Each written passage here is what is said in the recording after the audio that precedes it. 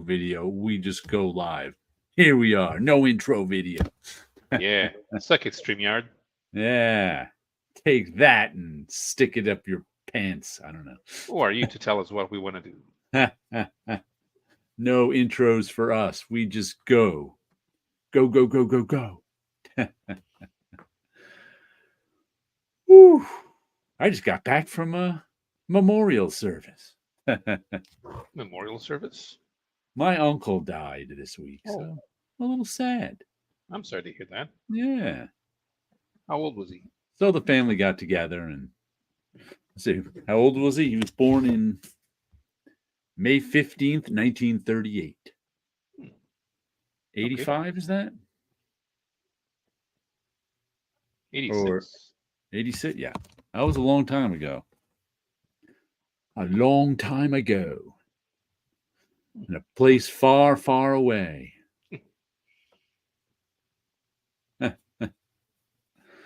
Though my weird thought of the week, I just happened to be one of the regular YouTube channels that I watch that I've mentioned before, Stupid Chainsaw Productions, who do a lot of stuff, do some comic book stuff. They do a lot of Star Wars stuff. Good evening, Tit Goblin. Hey. But one thing that they do is Stupid Chainsaw Productions is they do some Stephen King reviews. And he does the Stephen King reviews with I forget the guy's name, but he's from Germany. So it's interesting because you get a German speaker's perspective and an English speaker's perspective on Stephen King. And sometimes he reads the German translations, but mostly he reads the English translations. But one of the stories I think they were talking about today was Monkey Shot. It was one of the short story collections of Stephen King. So they were just going over story by story. But one thing that the German guy said, he was talking about one of the stories is about a guy who was cursed with a death touch. So anything he touches dies. And the guy said something makes perfect sense to me, but then I thought about it and went, He said the one thing that bothered him about the story is they never sort of dealt with the fact he was like, why doesn't the guy just wear gloves? And I said, that makes sense. Then I go, well, why does that make sense? Why would gloves stop a gypsy curse? And it got me thinking about a lot of the time when you say something like, oh, you touch something and it dies, the only reason we would think a glove would work would be a scientific reason. Yes. Because you would wear a glove to protect yourself from germs or whatever. But most of the time, if you put gloves on, you're still considered to be touching someone. You can't put gloves on, punch someone in the face, and then say, I never touched him. I was wearing gloves, so therefore I never touched him. That doesn't work in like most cases. So the idea that like for a gypsy curse, you could put gloves on and have it protect you is nearly completely literary. Of course, that has to do with the fact that there's no such thing as a gypsy curse. There's no such thing as curses. There's no such thing as a death touch. So, there's no, but it got me to thinking how in literature, that's a perfectly reasonable thought. If, Midas had the golden touch and everything he touched turned to gold, why wouldn't he just wear, gloves? That's like a total literary creation. If I put gloves on, it will protect me from touching something. Because out here in our world, if you put gloves on and went out to the subway and started groping people, they'd arrest you. Yeah. I had gloves on as no defense for I didn't touch them. I just never. That's just something I never thought of before. And sounded perfectly reasonable at first, and then I went, "Why is that reasonable?" It makes no sense that would be reasonable, except in a literary context. In literature, gloves can protect you. In real life, that you have gloves on, you still touch things. It's still considered touching. No, the problem isn't touching. You do go for the scientific explanation, which means there's a substance Right. that he shouldn't have come into contact with because it's absorbed by the skin. So in that regard, he should have been wearing gloves. Mm-hmm. But obviously, you could also just say he wasn't wearing gloves because what good would they do? He obviously tried wearing gloves, touched something, and it died. Mm-hmm. Because the gypsy curse doesn't say touch something without gloves. It just says touch something. And we still consider you touching something even if you have gloves on, at least in the real world. In the literary world, it's a different sort of thing. I just found that was just an interesting thought that got into my head that I'd never thought of before. Gloves will protect you from germs, sure. That's why, that's why surgeons will wear gloves. But surgeons still touch everything. You wouldn't say, the surgeon isn't touching the scalpel.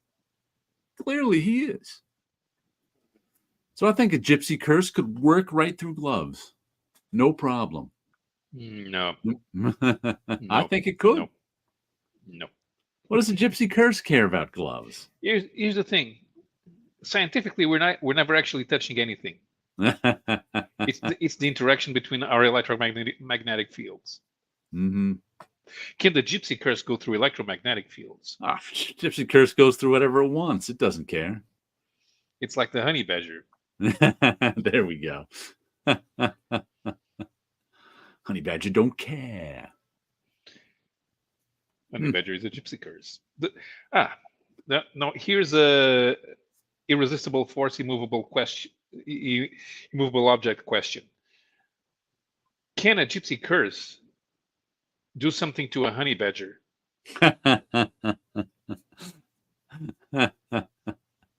Who knows? I don't know. I don't think they'd have reason to curse a honey badger. Mm-hmm. The honey badger is going to be pissed off. Yeah, honey badger won't care. Honey badger will just touch people with the death curse. He don't care. Yes. Help them out. Honey badgers get their name because they go right to the honeycomb and they start eating, even while they're being stung by bees. They don't care.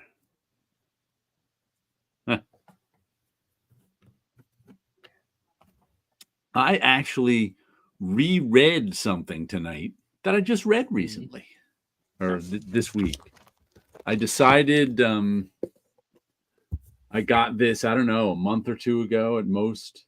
Monica by Daniel Clowes, the latest Daniel Clowes one. And I was like, you know what? And I read it the first time. I was like, you know what? I'm going to put that away for a month or so and then read it again because I want to read it a second time when it's fresh in my mind. Because especially Daniel Clowes books, they can be so complicated. Oh, here's Missing Mars. And thanks to good evening to all. Hello, Tit Goblin. And I have to say, because I said it before that I read all my comic books twice, and it's before I put them away, usually within that first week. And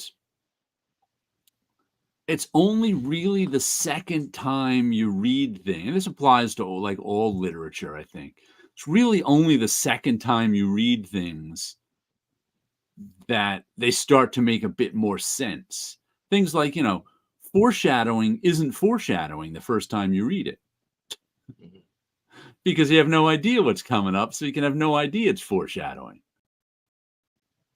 And this is one where it's the story of this woman, Monica's life. And have you read much Daniel Clowes? Not really.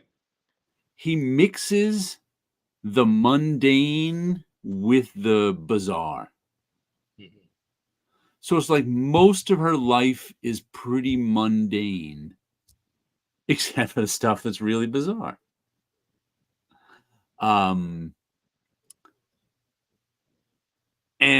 like on the second read, you kind of see how they interweave more, because it's like on the first read, the first story in it is called Foxhole, and it's about these two Americans in Vietnam, in the Vietnam War, discussing what's going on in the Vietnam War.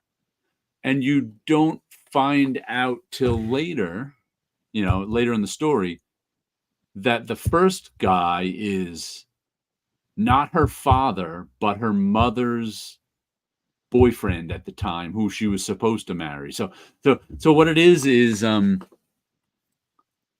the story, Monica, our lead character. First, we get the story of her mother. First, we get the story of her not father. Then we get the story of her mother and a bunch of her not fathers. Mhm. And then when Monica is like 4 years old, her mother drops her off with her grandparents and leaves. So she says here, I read a couple of reviews of it afterwards too, and the one guy was like, and she says after here that she never saw her mother again, and then she lived a pretty normal life after that. She's like, both of these are lies. So you have like a group of, and her mother would never reveal who her father was. So you get a group of these guys who any one of them could be her father, even though another says like, no, none of those are the father. And then you get nothing about her life from like when she's dropped off with her grandparents until her grandparents die when she's in college. So that's where our story really picks up after that, where she's and it's just her story is pretty mundane until, like I said, her I think her grandmother died, or her grandfather died second. So she's in a like little house that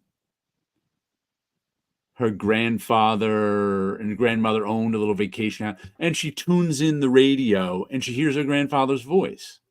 And like I said, you don't know what's going on in the story at this time, because now it's a weird supernatural story about her, and she's having a conversation over just a regular like FM radio, AM FM radio. She's talking with her grandfather on, and you're like, okay, what's this story doing? And then the story takes another twist with, where is it? This guy,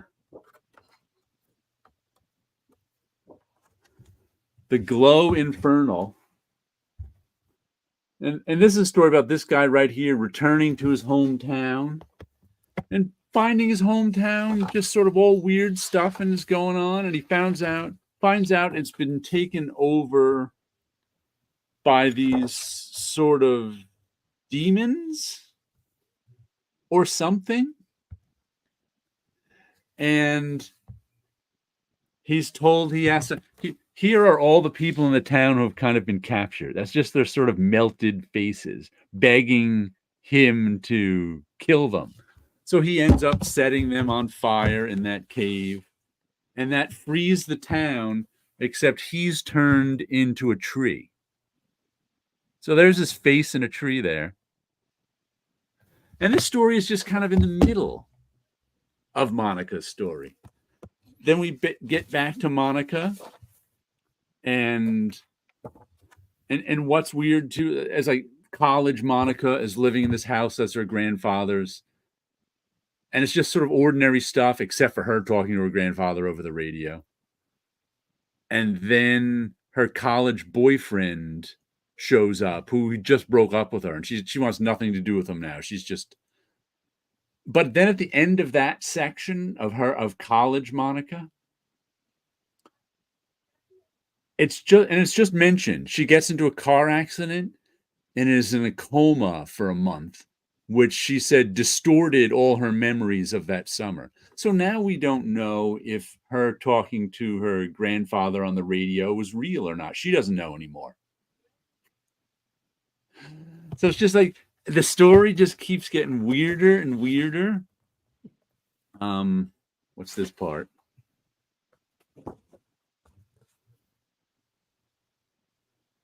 The incident that part of her like mother's life is that her mother belonged to a cult ever so briefly, but ran away from the cult too.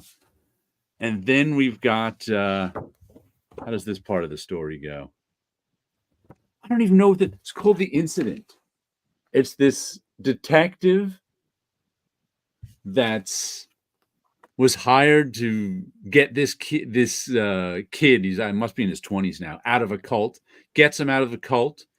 He's going back to the town where the woman who hired him, and there's something weird going on in the town where they're not letting people into the town, but he sneaks in a back road and drops the people off, and everybody's just, who knows what weird stuff is going on in this town, because it's not, that's right, his mixing of the mundane and the bizarre is so strange.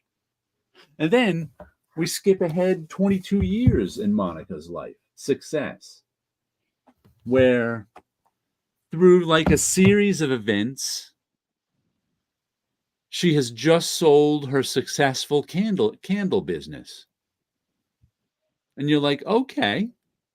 So she gets a lot of money, but she's never quite happy. She's like a woman kind of in search, who thinks she's sort of at least a little bit happy, but really isn't. And she's constantly in search of, so after success, she sells the business and she goes about trying to track down her mother's history. So now she's going to this place and that place, trying to track down her mother's history. She's talking to all these old weirdos who her mother used to hang out with. And let's see, at one point, she joins the cult that her mother, to try to find her mother, she joins the cult. And she's there for like a couple of months and barely escapes with her life from this cult.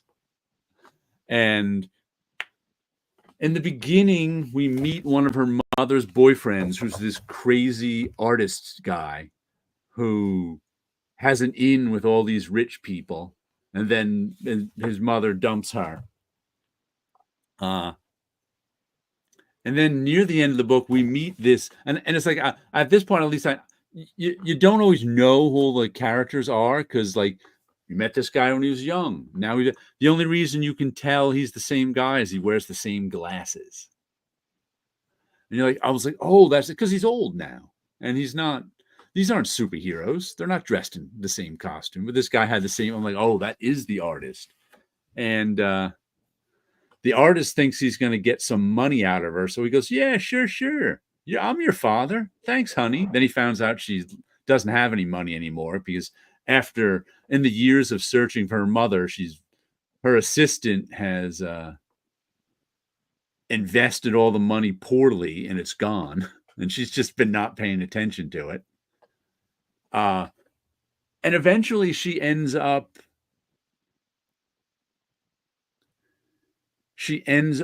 in her old age, hanging out in this I guess she's sort of a caretaker of this what are they, all of a sudden the name of when you rent your house to someone, that business that's on the internet now. She's caretaking someone else's property who rent their houses out to people. And so that's her life. She's just kind of halfway content doing this. She meets a dude. She's like, yeah, I could get involved with him or not. I don't care. And I'm gonna tell you the surprise ending just because it's so weird. So the last story, I don't know, there's the crazy artist dude who we catch up with in the end. So we're just like meeting with these people at different points in their life, catching up with them, and none of them, of course, are normal. They're all bizarre. So Doomsday is the name of the last chapter, and in this, she somehow gets in. She decides to like Airbnb. There we go. There's the words I was looking for. She's caretaking an Airbnb. So she decides instead of getting involved with this guy, she's gonna run. Oh, she eventually, before she's at the Airbnb place, she actually does meet her mother, which is completely her mother is just kind of doesn't care. Her mother's just like, yeah, I gave you up. I wasn't a good mother. I tried being a mother, wasn't any good at it. Whatever. That was like the whole meeting of her with her mother. And her mother goes, "No, that crazy artist wasn't your dad.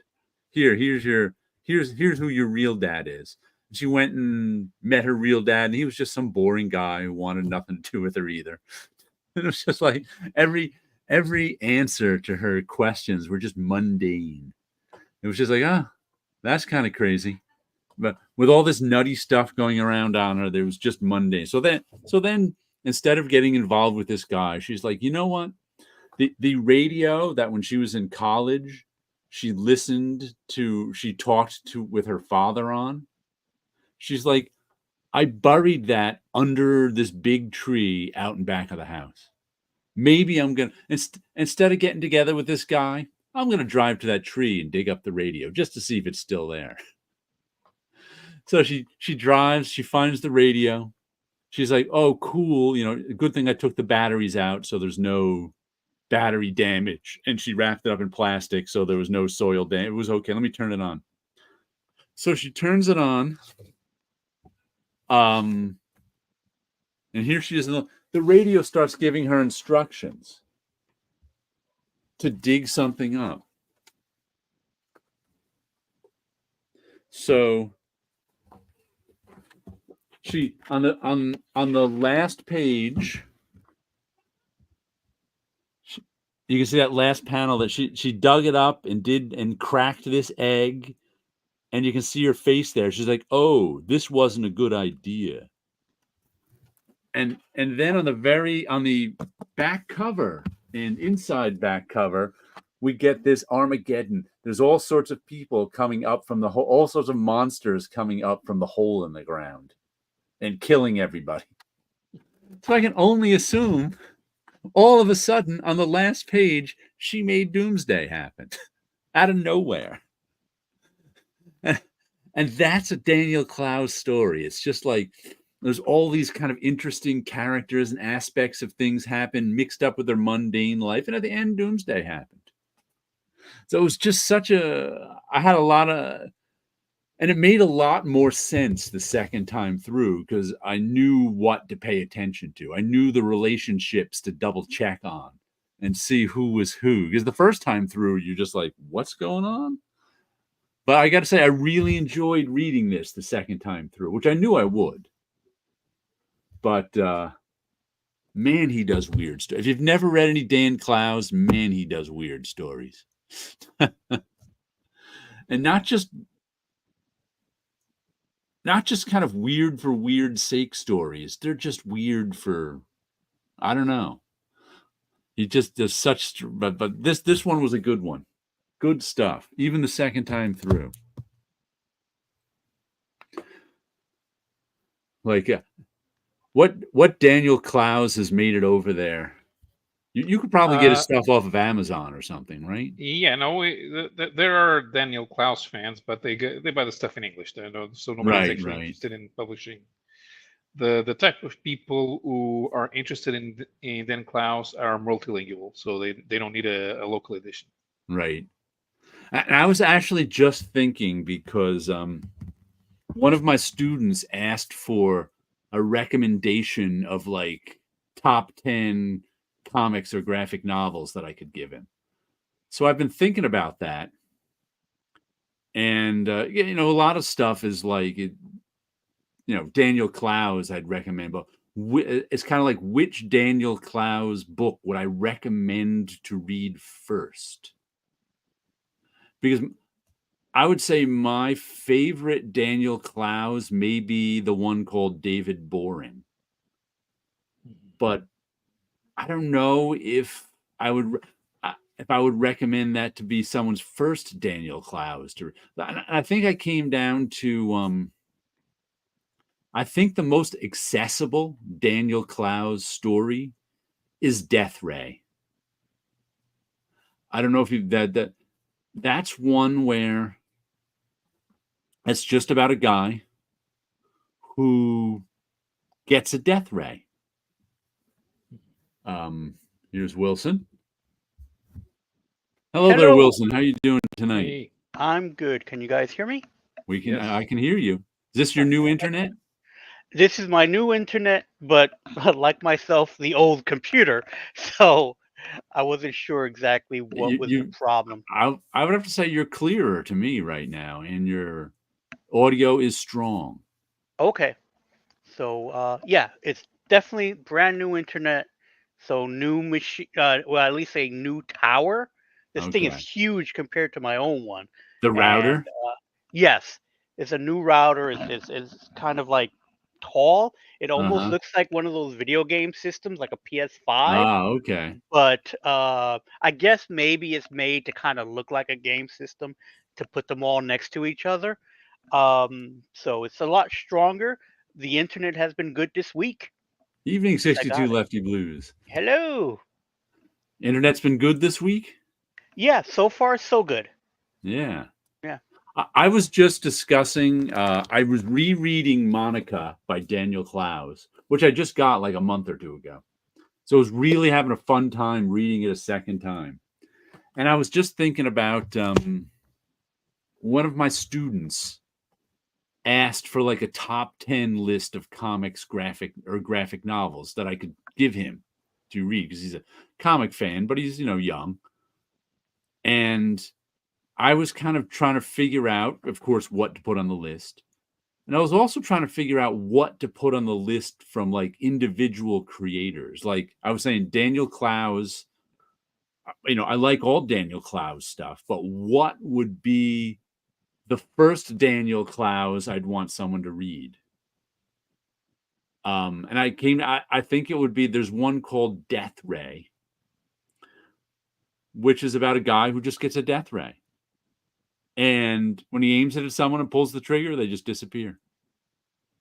So what would your normal person who had a death ray do? And it's sort of superhero-ish in its own way, but not really. I mean, but I think that's the most accessible Daniel Clowes. Lefty, hello. But I'm like, because Daniel Clowes, he's a tricky one because his stuff is so, it's normal and weird all at the same time. So it's like, if you like, in order to be a Daniel Clowes fan, you have to like sort of normal but really weird. It's hard to describe his work as normal and really weird because it's normal in that it's not about adventures and superheroes. And it's about everyday people, but it's about like weirdo everyday people. Right. And weird things happening to them. So I was like, But what would you two recommend to a first-time read? First-time readers of comics. Well, I was thinking Ghost World too. Either Ghost World or Death Ray, I was thinking. Yeah, well, Daniel Clowes does not look weird. I mean, in general, it doesn't. Even the theme story is the artwork doesn't, and if the artwork primarily has to be readable more than the story itself, because they'll just follow the plot in the story. If the artwork looks good, because you definitely don't want to introduce people to 1980s Wilson Kevich. Yeah. But Clowes works. I mean, compared to Chris Ware, for example, Clowes is is much better. Undead Quinn, hello. Black Hole by Charles Burns is a good one, but the best is. But yeah, I've got Bone on there. I was thinking Black Hole too. I might put that one on the list. That's a pretty good one. Yeah, Maybe Bone I something by definitely put on the list. Something by Seth, maybe, or is it too Yeah, dense? I have, and in some of them I'm going to write them a little explanation. Like I put my favorite is "It's a Good Life If You Don't Weaken," Mhm. but I like that. There's some guys who I like a ton of their stuff. So it's like the Frank Miller I would recommend first is Sin City Volume 1. Because I think it's the most easily digestible on its own of all of Frank Miller's work. Sure. Yeah. Yeah. Yeah. If you want to get away from the superhero stuff, Ronan is hard to follow. Yeah. Undead Quinn, the list is one of my students, and I teach college, asked me if I could make him a list of like top 10 comic books that I like, top graphic novels sort of thing. And it also has to be stuff that's easy for him to find too. I don't want to put anything like that's too the other obscure on thing. it. That's the other thing is what is, I don't know what's still in print. Right. I tend to lean more of old school classics type stuff in that sense. My knee jerk reaction is to say something like, if you want something that's like superhero related, I usually will say something like, God Loves Man Kills, Yep. which is the X-Men book. Right. That seems to almost always be in print in some form or another. Yeah, but it's been a while since I've actually checked. Yeah. So, so it's hard to pick. And with Marvel, you never know, too. And you never know. And that's the thing. You're not too sure. If you want to go with Daredevil, Born Again works. That one, I thought of that one too. I think I'm going to mention that. Golden Age by James Robinson is a great one for superheroes. Right. Yeah. Because I'm definitely putting Mazzucchelli's Asterius Polyp on the list, but I think I'm going to have to mention Born Again and Batman Year One too, even though they're really not related. Right. Exactly. Right. Besides being drawn by the same guy, it's tough to put Asterius Polyp and Batman Year One in the same category. Yeah, but they're easy to follow for first time readers. Yes. Yeah, and it's like, and then there's stuff that are out there, but I enjoy. Again, staying in the superhero kind of genre, is that stuff like Craven's Last Hunt. I think it's a very fun read. I can't say that that's pinnacle Spider-Man, but I mean just storytelling of heroes and villains type of thing. And I also go back to the Teen Titans.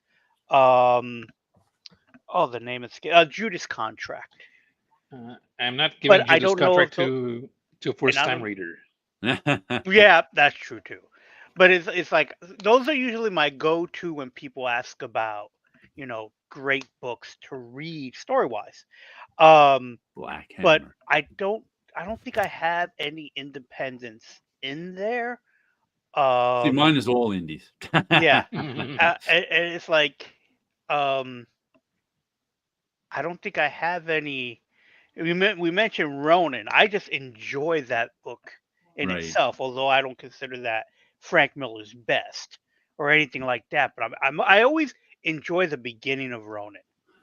And I was also, it falls apart for me after that, but the beginning I've always enjoyed it. So, picking stories, again, and those Fireside books have been reprinted a few times. They just came out with a new printing of Origins of Marvel Comics. Right. Which the printing didn't look very good on. Really? I was looking at it at my local comic shop. I was like, ooh, how come this printing looks so bad? Here's something that the Origins of Marvel Comics is increase every year that it passes. It becomes increasingly hard to show it to a first time reader. Yeah. And listen, the first time when they did the they kind of use the origins as the template for the number 100 issues in the Brazilian editions. So they had the origin plus a new story. As an 8 or 9-year-old, I found it hard to get into early 60s Kirby and Ditko. Right. I'm the artwork that called out to me. It was the Sal and John Buscema, and it was John Byrne and Frank Miller on Daredevil and George Perez. So there was a certain modernity to all of these art styles that was not present in 1962 and 63 Ditko and Kirby. Mm-hmm. And it's going to look primitive. And if it looked primitive to me as a 9-year-old in the 1980s, can you try to show it to a young adult in the 2020s? I'm not sure if it's going to resonate. Right. Golden Age by James Robinson. I've always heard good things about that one, but still haven't read it. Yeah. And Black Hammer. I've only read a little Black Hammer, and I didn't like Black Hammer only because of taste, not because of it was bad. I was just kind of tired of, oh, this character is really Superman. Oh, this character is really Batman. Oh, this character is really Spider-Man. I just was tired of that. So that's a taste issue, not a quality issue. Sagi Yojimbo, definitely on there. Dragon Bellow Conspiracy. Okay, yeah, because I don't really know I've been collecting Usagi all these years. I don't always know the titles to them because I don't get the collected editions. That might be a good one. See, here's an interesting thing. Astro City, Volume 1, Life in the Big City. I don't know if I'd recommend the first volume of Astro City, although I haven't read it in a while. Or one of the later volumes of Astro City that I really liked. Because, what was it? There was one with like the turtle guy that I really liked. And there was one with the Mitchum character who was all silver or gold or something that so it's like I might, I don't want to recommend all volume 1s only because sometimes volume 1 isn't the best volume of whatever. Sure, but here I think it is. You think it is? Yeah. Okay. Here's the thing. At first, I thought, man, I'm not gonna give Astro City because they're not gonna get the references. But then again, we are so used to superheroes. We're gonna go read Astro City, and we're going to look for the Easter eggs. Yeah. And I wonder if a first-time reader is just going to read Astro City and take the story for what it is. Right. And not bother looking. Oh, so this is obviously you won't know the Easter eggs are there. Right. Mm-hmm. Huh. Mm-hmm. So maybe volume 1 is the way to go. Yeah, because you have six one-shot stories, 6 different perspectives, and it's all from the point of view of normal people. Makes the superheroes themselves less important because we always have a tendency to look at the costume. It's there to attract attention.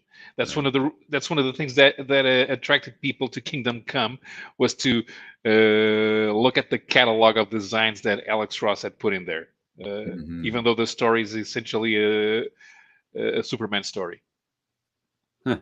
Tit Goblin says, I've given ginseng roots to 3 non-comic readers, and they all liked it. Yeah, I thought about ginseng roots too, except it's not out in a collected edition yet, and there's no way he's ever going to track down all the issues of ginseng roots or pay $95 for the box set. I just don't think that's going to happen. So that's the only reason I was shying away from that. Once in Future was a great series. It was. I liked that one. And of course, Headlopper I have not read, but I've do a Power Bomb or Murder Falcon. Oh, that's the Daniel Warren Johnson stuff is a heart mover. Yeah. The Marvels, I never got through the Marvels. I just, once again, it was a taste thing, not a quality thing. Mm-hmm. It just never particularly interested me. I wouldn't say the Marvels did any more or less for for it. I mean, if you were a big fan of Marvel Comics, you may enjoy it because it's kind of like, having that realism to it, giving you a how was they saying it? The common person's point of view. Right. The man on the street looking up and these superhero things are going on. So that made it interesting. It's basically reading the books we already read in a more unique angle, so to speak. But for new readers, something like the current Transformers series that should be trade paperback by now would be interesting to read also, because they don't have to go that far back to when Transformers 40 years ago, which is still in print. It is dated, art wise and story wise. The newer stuff will probably would be probably more attractive because it's been so well done. Right. I'll have to get a list from each of you too to give them. Those red staples and ginseng root are worth the $90. I didn't even notice that until he mentioned that to me like last week. Is that ginseng roots all have red staples in them? Okay. But I also decided I'm going to give him my pull list, right, just so he can see what I'm collecting right now, because there's only a couple of things that maybe are my all-time list, because an all-time list doesn't always help you with right now. So he can just see kind of what I'm collecting. And I also tried to think of artists he should check out, even though maybe I don't put a specific series down for them. And so far, the only two I have down there are Alex Toth and Jack Kirby. So I was like, what other artists would I recommend he look up just because they're good and interesting? And Joe Kubert came to mind too, but I haven't put him down there yet. But I was like, because of course, being art students, they're all interested in art. Right. I've been thinking about some European comic that they could try, but they would have to be available in English. Well, write them down sometime, because we'll be interested in those too, because we probably don't know. They'll have to make a list for us as well as them. But it's like, I have to put, I haven't put it on Rick Geary's Treasure of Victorian Murder. I have, 15 of them over there. No one is better than any other one, but they're all good. So I'll put them down as sort of, pick any one up you want. Treasury of Victorian Murders, Lover's Lane, The Lindbergh Child, Sacco and Vanzetti. But Black Hole is definitely one I want to put on there. Isn't Rick Geary hard to find? Easy to find on Amazon. You don't find it anywhere else. Yeah. Oh, that's right. Planetary, I forgot about. I'm definitely not going to give Planetary to a first-time reader. No. Donny Cates? No, nothing by Donny Cates. What Vertigo The stuff Chucklin', What's It by? Oh, Richard Sala. I am still looking for. What was it? Richard Sala. What's the Ignat series he did? Oh, I forget. Fantagraphics put out. Oh, I can't remember the name of it. Fantagraphics put out these books, I don't know, 20 years ago, called the Ignat Series. And they were probably around maybe magazine or Treasury edition size, somewhere around there. And they were kind of like Marvel graphic novels, in that it was just like the name of a line, and Marvel graphic novel number 1 didn't necessarily relate to Marvel graphic novel number 4 in any way. And the Ignat series was like that. Delphine, that's the name of it. Except the Richard Sala one, Delphine, came out in 4 Ignat's issues. But I only got 1 through 3. It came out like infrequently or whatever. And I've been looking for that issue 4, but it's nowhere. And it was collected in trade paperback, except a much smaller version, which I never quite got. And now even the trade paperback is out of print and costs a bit of money. But I'm like, I'm still looking for that Delphine 4 somewhere, but it's nowhere. It's not on eBay. It's not on mycomicshop.com. It's not on Mile High. It just like doesn't exist out there. It's amazing how every now and then that happens to a comic. I guess everybody who got Delphine number 4 really wanted it and aren't backing out of it. The Black Monday Murders by Hickman. I don't think that one ever finished, did it? Rick Geary has some new books coming out from Fantagraphics. Okay. Would American Gods count? I think that's a novel, isn't it? Not a. They did either an edit. I think they did an adaptation or a prequel in comic Yeah, format. I don't know. And I don't know if anyone's to read. I don't know if anyone's putting novel. American Gods among their best favorites or Yeah. whatever category it is.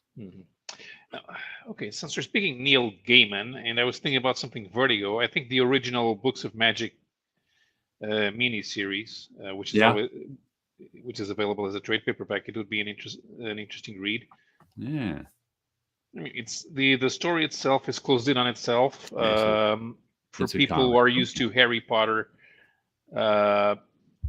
it's not told the same way as Harry Potter, but if you're looking for a more hardcore version. Now that you mention Harry Potter, in class this week, I happened to mention I've never read Harry Potter. I've never seen the movies of Harry Potter, and they were just like, "What? You have never seen Harry Potter? You what?" But then I got off the hook because one of the students said, I always thought Harry Potter was a little overrated. Ho, ho, ho. That got them all to turn on her. And I was off the hook. Then she backed off on it a little, and they talked her into watching some more Harry Potter. But I was like, "Ooh." I was like, "You've never seen it?" I'm like, sorry. Harry Potter falls into that Star Wars category. Yeah. When you saw Star Wars, if you were 13 and you saw Star Right. Wars, you grew up with it, and that became part of your identity. I believe Harry Potter is the same thing because it started when he was 13. At that same age, a lot of people were buying it and reading it at that age. And every year a new book came out, and they grew up with Harry. That for a number of years they were getting, and I read them when they were coming out because my siblings were reading them. They were younger, and it's like it was one of those cultural phenomenons that was fascinating to watch as it was going on. I would say Harry Potter is even more Star Wars than Star Wars, only in that because it had books and movies, and it was the books that were the cultural phenomenon first. Yes. Yeah. And then the movies just amplified it.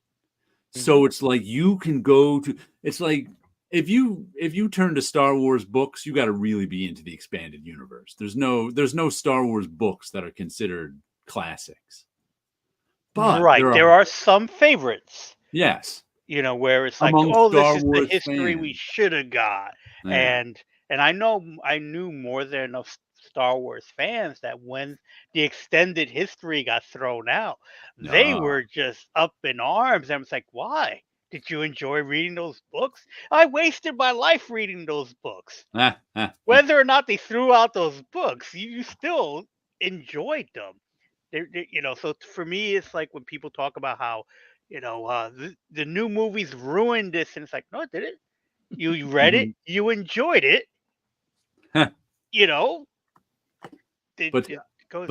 But Harry Potter, probably the first example when I was just learning about what is it called?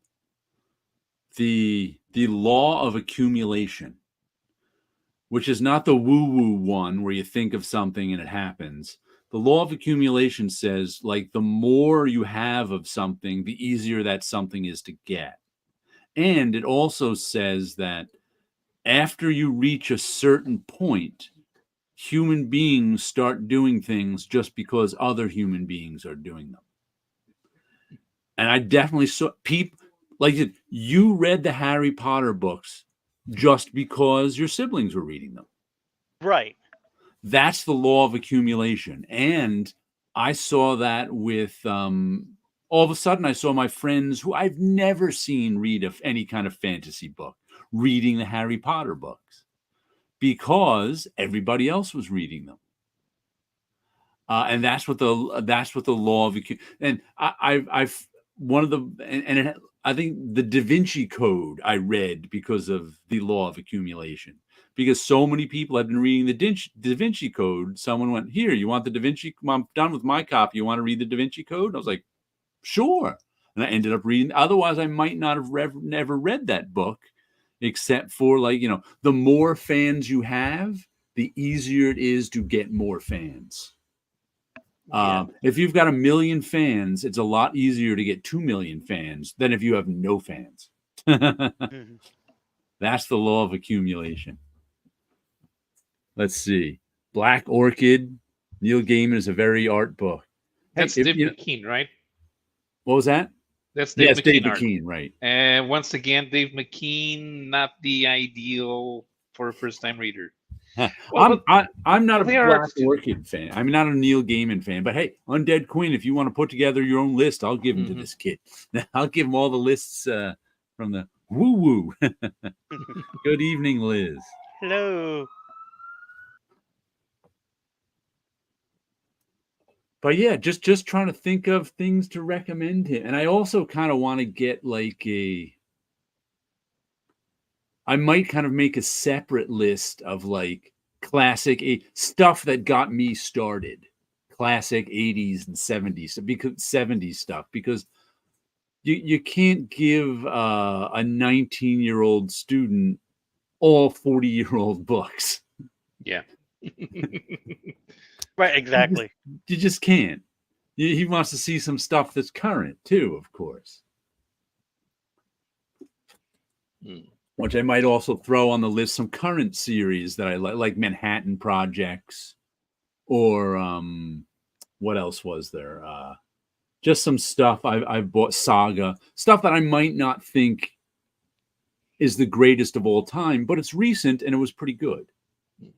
Oh, recent stuff. And, so taking care of the European stuff and recent stuff. An adaptation of a classic novel, but with the arts, with new art style, because we have the Road by Cormac McCarthy, adapted by Manuel Larsenet. That one's still on my Amazon wish list. So that I think that might be a good one. One of the Georges Best books, maybe Dracula. Dracula's easier to follow than Frankenstein, but they're both good. Is there an Archie book you would recommend? I would recommend some of the Archie horror books to him. They're kind of fun. I've been enjoying those. Feral or Strays, yeah, Feral. I would. Feral is on my I'm also going to give him my current pull list just so he can see what I'm reading now. And Feral's on there because it's tough. Like I said, sometimes it's fine to give him some of my favorites, but I think comics aren't all about, reading comics isn't all about reading your favorites over and over again. Right. It's about reading new stuff too. It's probably more about reading new stuff than reading your favorites over again. So now, no Chaykin Black Kiss, probably not. No. The Crow graphic novel. Oh, wait, is there something Chaykin that we could recommend? It's kind of an. That's a tough one. List. Yeah, because I really liked Hey Kids comics, but yeah, there's no way he's making it through it. Yeah, that thing jumps jumps all over the place. It's hard to follow for a. What Chaykin would there be? American Flag Volume 1, maybe. No, too hardcore. That is a tough one. Yeah. Yeah, I don't know if I could think of one. Yeah, I guess Chaykin's not. He's more advanced. Yeah. Cody Starbuck or something. Oh man, that's not even Brent. The Homicide: Life on the Streets Eurographic novels were recently translated to English. The show once again is being talked about in the culture. Yeah. Interesting. Well, since we're talking detective stuff, I suppose some Black Sad would be interesting. Yeah. And I was also trying to figure out my favorite Brubaker and Phillips. You know, what would be the best Brubaker and Phillips that I would read for? And I think I decided the Fade Out, but I don't know. It's a period piece, but I think it's pretty easy to follow. I suppose, yeah. And it's not that many issues. It's well collected. You know, it's a few years old by now, but I still think that Sleeper at Wildstorm was their best collaboration. It's in a superhero universe, and they are super villains, but it's not heavy on the costumes. Yeah. And it's a thriller. Yeah, I do like that. Restless. I don't know if I was thinking. I think I would recommend the Fade Out before Restless. I think it's just taste, though. I think that's all. And here's the first Terry Moore. What it would be? I think it would be Rachel Rising. I think Rachel Rising is the most sort of easy to digest for a first timer Terry Moore. Because it's horror, it's finite.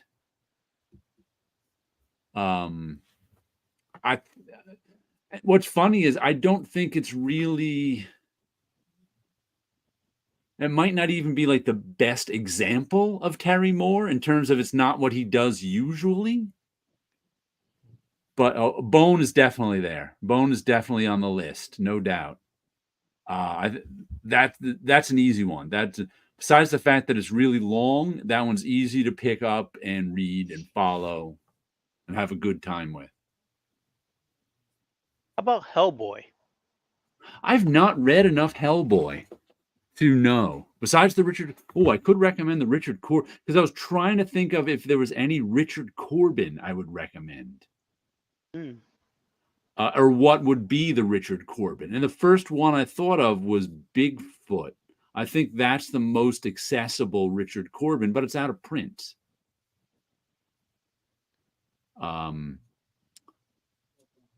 But there's a Hellboy graphic novel by Richard Corbin drew that I think would satisfy both Hellboy and Richard Corbin, because I like it.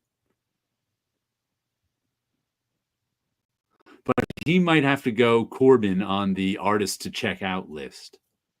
Yeah.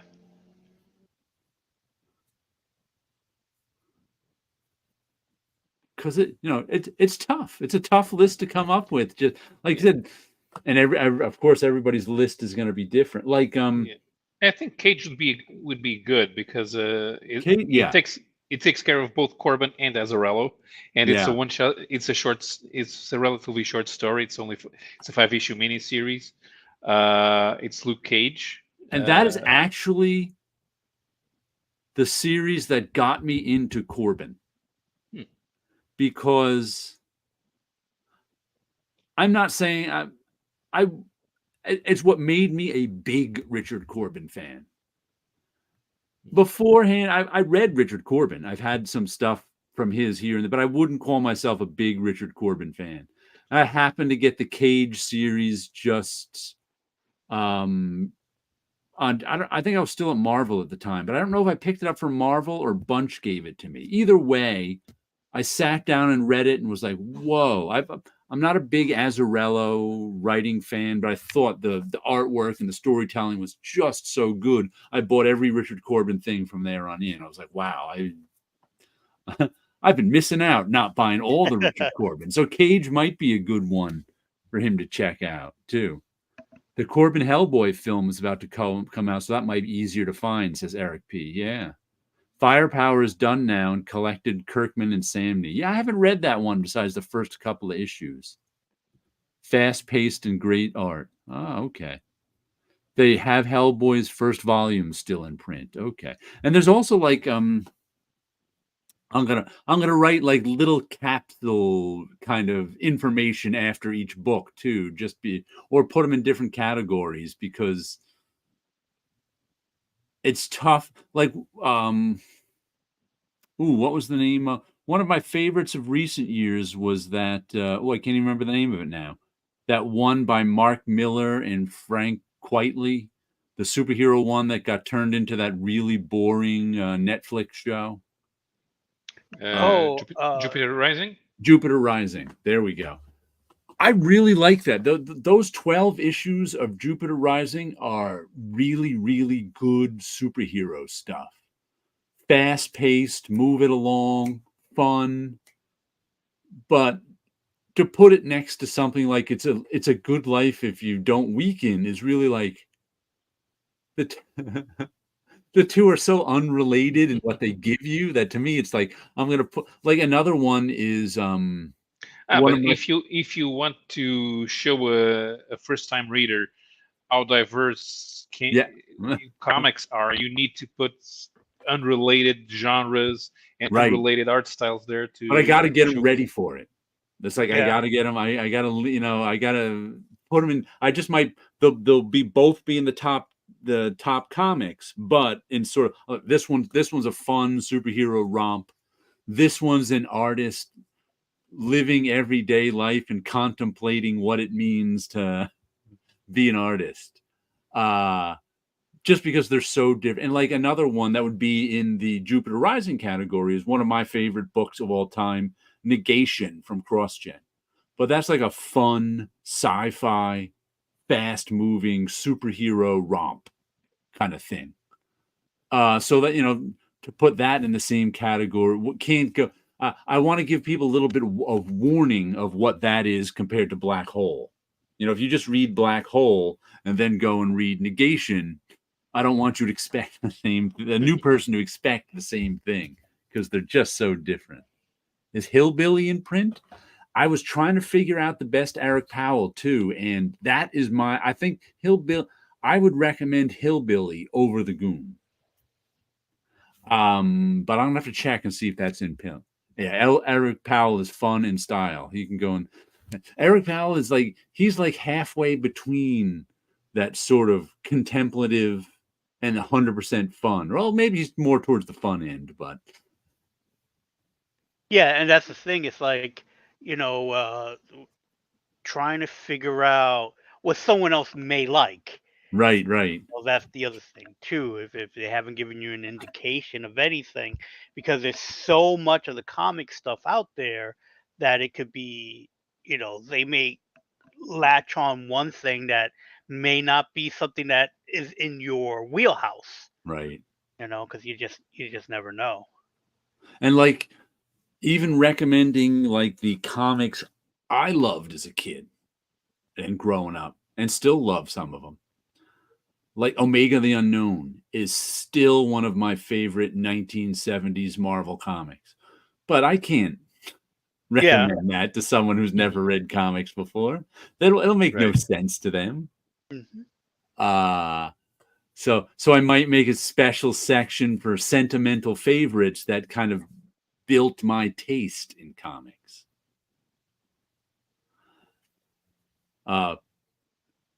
ElfQuest. I haven't read ElfQuest, I don't know, since the 80s, but that was one I really liked in the early 80s. That one I did. I enjoyed that one as well. Yeah. Speaking of which, I gave them all those comics that I showed last week. I brought them in and gave them, and those were all the mini series. Though, if you remember, there were mini series that I bought that I was probably not going to read again because that was explained. They're like, where are these from? I'm like, I bought. It's like, well, why are you giving them away? I'm like, you don't understand how many comics I have. And there are series from the that I've been meaning to reread since the 80s. And I've noticed sometimes it could take me 20 years to reread a series. And nowadays, and it's one thing to be 20, I even told them this, it's one thing to be 25 years old and say, will I read this in the next 20 years by the time I'm 45? When you're 58 years old and you go, Will I read this by the time I'm 78? Will I be alive at 78? It's a little scarier. Mm-hmm. So I'm like, I'm probably just never going to. These are not going to go. I bought them all. They're complete miniseries. They're just not good. They're all good. They're just not going to make it up my to be read pile before I die, probably. And if I do for some reason want to read one of them, I could probably find a trade paperback of it 15 years in the future for Right. for cheap somewhere. Oh, there's an artisan edition of ElfQuest in the new previews. Oh, that sounds interesting. Cool. And I've also been giving them. I must have been, let's say, about 50 books that I gave him. As Paolo said last week, oh, now you got room for the next 3 weeks worth of comics. But I actually I told you how I was saving up my Amazon credit card points to get that box set of Hate that I've wanted for the last couple of years. But I'm like, you know what? I got to clean off some. Before I get, because I actually, it's going to cost me nothing because I have the Amazon credit card points to pay for it. But I don't want to get it yet because I want a spot for it. I completely understand what you mean. Like I have things in boxes that I refuse to open up because I kind of have an idea where I want to put it, but I don't have the space there yet. I need to clean off the space. So it's like, I don't want to open this new item up and go, oh, this is great, and just leave it in the box. So it's like at this point, it's like I'm leaving it into the box until I make the space for it, and then I'll open it up. Yeah. But I know exactly what you mean by that. Miller book was Jupiter's Legacy. Yeah, that's a good one. That definitely, I'm going to put that one on the recommendation. But it's like, I just like I was just looking at my shelf. Like, one thing that popped out at me that I could get rid of is From Hell. I reread it like a year or two ago. Made a video about it. I'm like, you know, when did From Hell come out? Like 2002, somewhere around there. Something like that, yeah. Before that. And From Hell what was that? It's early 90s. Yeah, but I think it was finally finished and collected, and like maybe even the late 90s. Either way, it took me 20 years to find, because I said I want to reread From Hell, because all I remembered about it, because I was buying the individual issues in the early 90s. Then they were coming out so infrequently. It was one of the few things I said, I'm just going to wait for the collected edition. So I waited for the collected edition. I remember reading it and being disappointed by it. So then for 20 years, I was like, I really want to reread that and see if my opinion has changed. I finally reread it 20 years later and liked it better. But I'm looking at it on my shelf going, I don't think I'm going to reread this in the next 20 years. I may as well pass it on to my students. Just because. And if I do ever get the inkling to reread it again, I'll get the new color version. And Jupiter Circle was I didn't bother with any of it. All I was interested in was the Frank Quitely drawn stuff. I wasn't so interested in the concepts that I wanted to get all the spin-off books that weren't Quitely. Matter of fact, one of the things I gave to one of the students that he loved, The Magic Order by Mark Miller. I had the first 2 volumes of that. And I was like, you know what? I'm never going to read. And they have some really nice art. Who was the Copiel? Coppel. What was his first name? Olivier Coppel. He loved his art. He was like, oh, I've seen this. He was like following him online or something. So he was he was thrilled to get some of his printed artwork. He was looking over it, looking for some tips. There we go. Artist Mike Allred, David Lapham. Yeah, I was trying to figure out which David Lapham that I would recommend. Scotty Young for young readers. These are all college age kids. So I was thinking. I think I put down the Uber Alles edition of Stray Bullets, which is the giant one that collects 43 issues. But that might be a little overwhelming. I Hate Fairyland might be a good choice for somebody looking for edgy humor. Right. Yeah, I haven't read that one much. But like it's tough to just put together a list of favorites that someone else would appreciate even. Right, and that's the thing is like, what is it that they might like about it? Usually when I used to work, in the comic book shop decades ago, people would come in and it's like, oh, what would you recommend? And it's like, what do you like? Yeah. Or it's like, or they'll come in, I want to get something for my kid. And it's like, all right, what does he like? And a lot of times, like, I have no idea. It's like, okay, Yeah. great. So Yeah, 'cause it's like one of those things. It's like it's hard to choose. Like, is he more for a reader or is he more for the art? And then who's Mhm. the artwork that you recommend? You know, it's hard to choose. Like If they're familiar with Resident Alien, they might like the comics. I actually gave one of the students my Resident Alien trade. I had one trade of Resident Alien. They're like, oh, this one that made it into TV show. I'm like, yeah, it's a little different than Yeah, you got to warn them. No, show. the But alien Yeah, he's does got not want to take over the planet. right. It's got some great Steve Parker House. Is that his name? Art Parkhouse. Parkhouse. Yeah, Some nice Steve Parkhouse art. he's getting gone in years, I think. I mean, he tried to go to the American market at the same time as Barry Windsor Smith, because Wow. they came together from England. But Parkhouse went back, and then he worked for Marvel UK. Legion of Superheroes.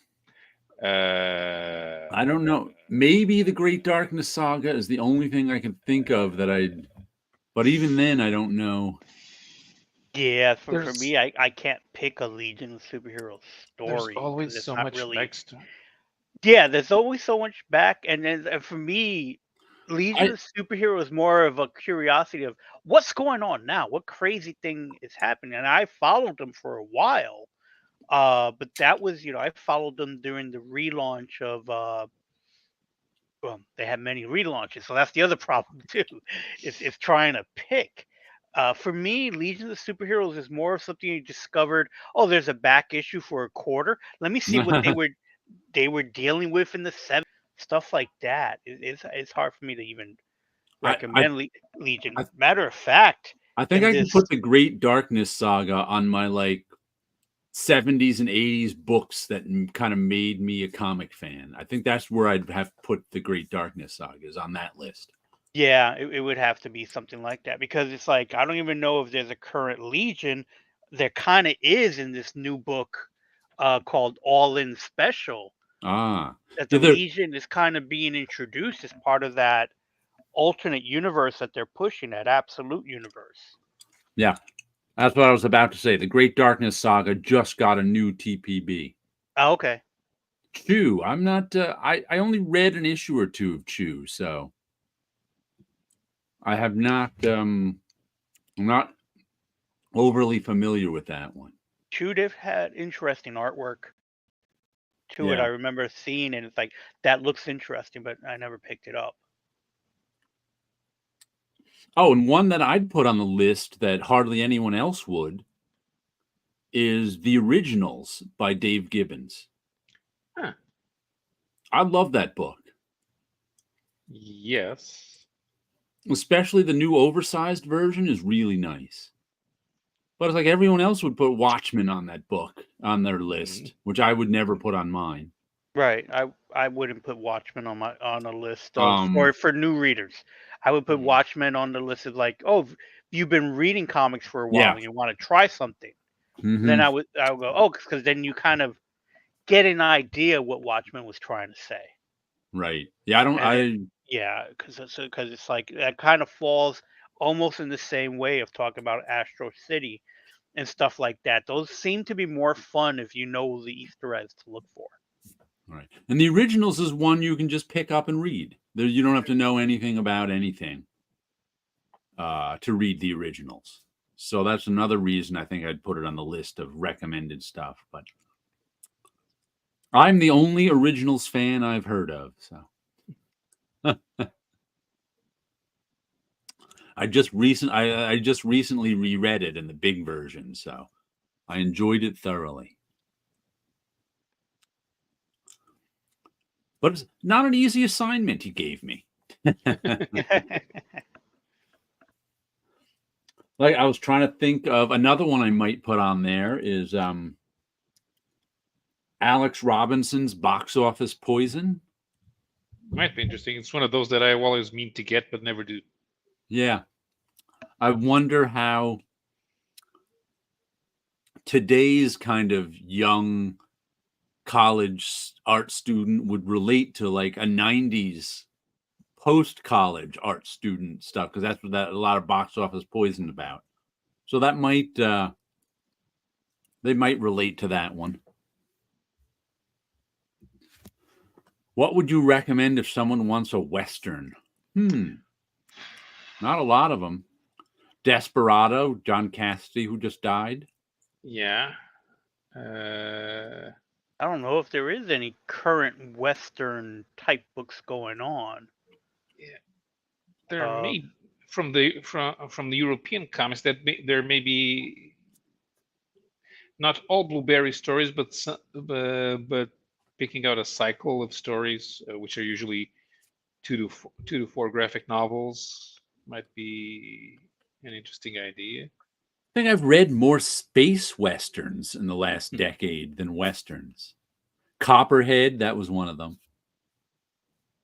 That was a series from just a few years ago, a space western. There's probably a few others that were,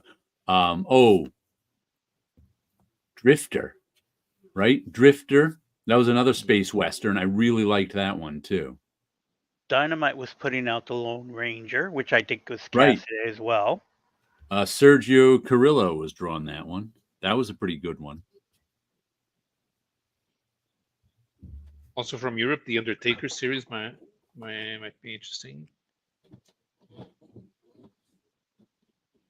Let's see. Kick-Ass the comic. I've never really read that one. Never appealed to me. Copybook Tales. Don't know that one either. Oh, Hello, good evening, Mind Mind Comics. Comics. Hello. Hey. I see him there. But yeah, let's see what else. I just look on my what? Where is it? I now have a space on my shelf for classic literary adaptations. And the To Kill a Mockingbird one is real good. Who did that one? Don't just see Harper Lee on the side, but I have a version of To Kill the Mockingbird, a graphic novel adaptation that's really well done. They do have The Blood Brothers Mother. I don't know that one. I don't know that one. And it's like, what Joe Matt book? Because Peep Show would be the first Joe Matt book that I would recommend.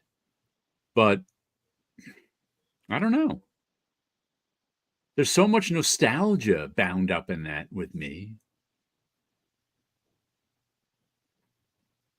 But I think today's college student would like Peep Show and its weirdness and young artistness.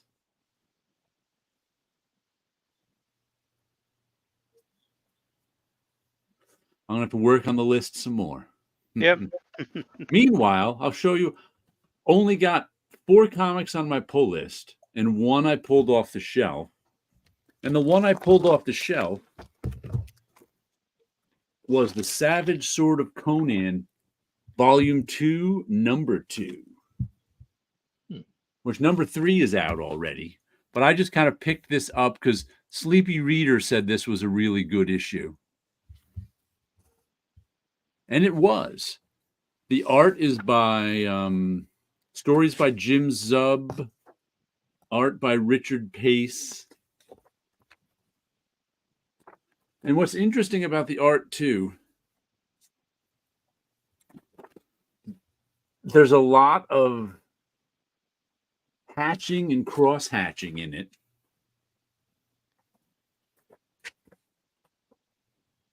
But Richard Pace, I wouldn't really say he's a cross hatching master, kind of as we've seen in comics. No. But it does the job. He really, the storytelling is really, really good. I mean, look, that's hardly a master of hatching, looking at it illustration.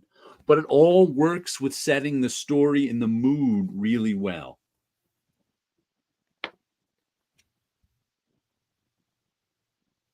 And the story is really good. It's the story of Conan waking up after a battle, having lost and in the grave. So you're like, whoa. So Conan starts in the grave, nearly dead.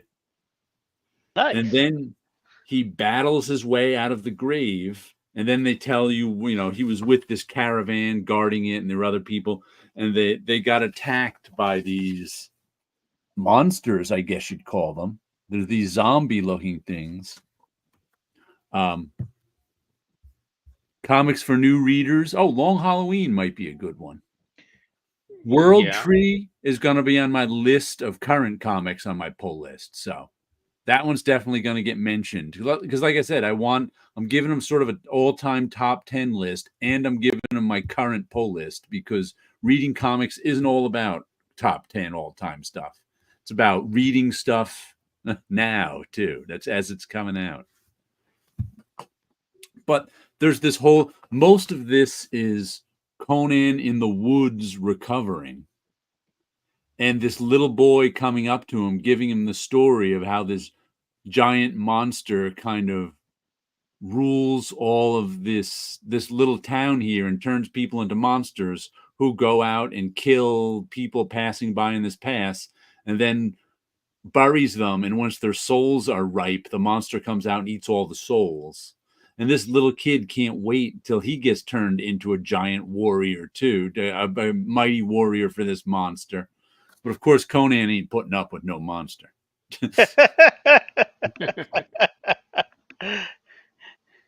So there's a lot of poignancy to the story. It was really well done. And of course, it doesn't have a happy ending for the monster in the town and this little boy. But you know that all along. Well, yeah, it's a Conan book. Right. But Conan's like, come on, little kid. You helped me out. I'm going to help you out. I'm going to take you away from this town. But the monster has other ideas. Oh, and here's a weird, unrelated thing to this, to the actual story. Howler Mouse. Hey, Howler Mouse. Someone say Conan? I've been reading some Grew and a lot of Conan pulps, Conan the Warrior book specifically. How you doing, Tim? Come on by if you got the chance. Yeah. But he should be, if he's answering, he should be home by now. I just happened to notice this on the bottom of my Conan issue. I don't know. Let's see if you can see all the little ticks that are there. Mm-hmm. And they're from, I don't know if you can tell on the screen. Some of them, yeah. There's a few of them. Yeah. And it's from, obviously, the paper trimmer at the printer wasn't sharp. No, they was used up too much. They gotta change that blade. They got to change that blade. So I was like, would that count as a production error in grading from CGC? It's part of it. It's kind of like when they're running out of ink. Yeah, because there's a good. Let's see if I can. 1, 2, 3, 4, 5, 6, 7, 8, 9, 10, 11, like tick marks that are definitely from a dull blade. Yeah. Not tonight. I have the flu. Thus all the reading. Well, I hope you feel better. Yeah, I hope you feel Pirouette better. is a good Black Mask book. Let's see. The circus is the greatest show on earth, unless you're the attraction. Raised from infancy by duplicitous clowns who entertain by day and menace by night. I guess that's Pirouette. I don't know that one. But I'm like, I wonder how, like, not that anyone's sending in Savage Sword of Conan #2, I guess. But that's the first time I've really seen the bottom of a comic look like that.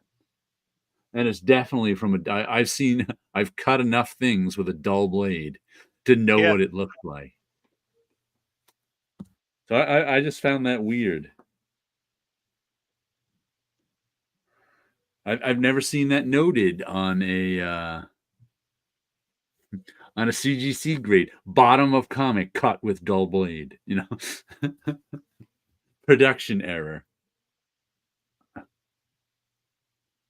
Why there is so much hatching and cross hatching in this book. It's crazy. But it looks like it was my criticism of issue 1. I don't know if you remember, and it was the same criticism that everyone had. Was it looked like in issue 1, looked like the lead story was a color story that they just switched over to grayscale because the tones didn't look all right. This one was definitely made for black and white. A little Carrie Nord Conan drawing on the back. Looking a little Mike Mignola-ish. Also looks a little Cerebish, too, because of his shortness. Oh, I guess he's drawn next issue featuring a chilling Conan tale from writer Frank Thierry and artist Carrie Nord. Frank Thierry, no, there's a name I haven't heard for a while. The exciting conclusion of writer-artist Patrick Zurcher's Solomon Kane epic, a silent Conan story from writer-artist Alan Qua. You know what? I didn't even. I forgot. I just saw that there was a Solomon Kane story in the back, and I just skipped right over it. Just like I used to in the other Conan books. He does nothing for me. I found out that there was a movie, and I think I went looking for it. I couldn't even tell you if I finished watching it or not. The movie's on TV all the time. Is it? Yeah. Again, it doesn't fall across my radar, and he's not a character that just he does nothing for me. Here's the thing: when Del Rey was reprinting all of the Robert E. Howard stories, the second book was the Solomon Kane one. That thing is very repetitive. Reading all the stories in a row, more so than Conan. Solomon Kane usually involves go to Africa, meet up with sorcerer. Who tells him about monster that needs to be killed. Go to village where monster kills everyone. Solomon Kane kills monster. Solomon Kane goes back. It's always the same process. And then in the process, he meets someone who betrays him. So yeah, that's half of them. Yeah, that's like one of the things I think I remember from the movie. Yeah, they're like, which is kind of funny. It's supposed to be a Puritan. But there's about a dozen stories in the book, and only 2 are set in Europe. The rest are all set in Africa. And I don't know why. If you wanted native horror, Black Stars Above is the one to read, says Undead Quinn. I agree with you there, but I don't think I'd give Black Stars Above. Jenny Cha art is worth. I don't think I'd give Black Stars Above to a newbie. And by the way, have you been checking out Jenny Cha's latest, The Sickness?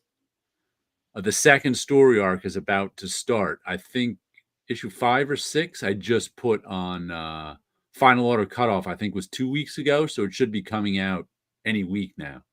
But yeah, I think Black Stars Above, I don't think a newbie would get it because it's so weird and creepy and it's not straightforward.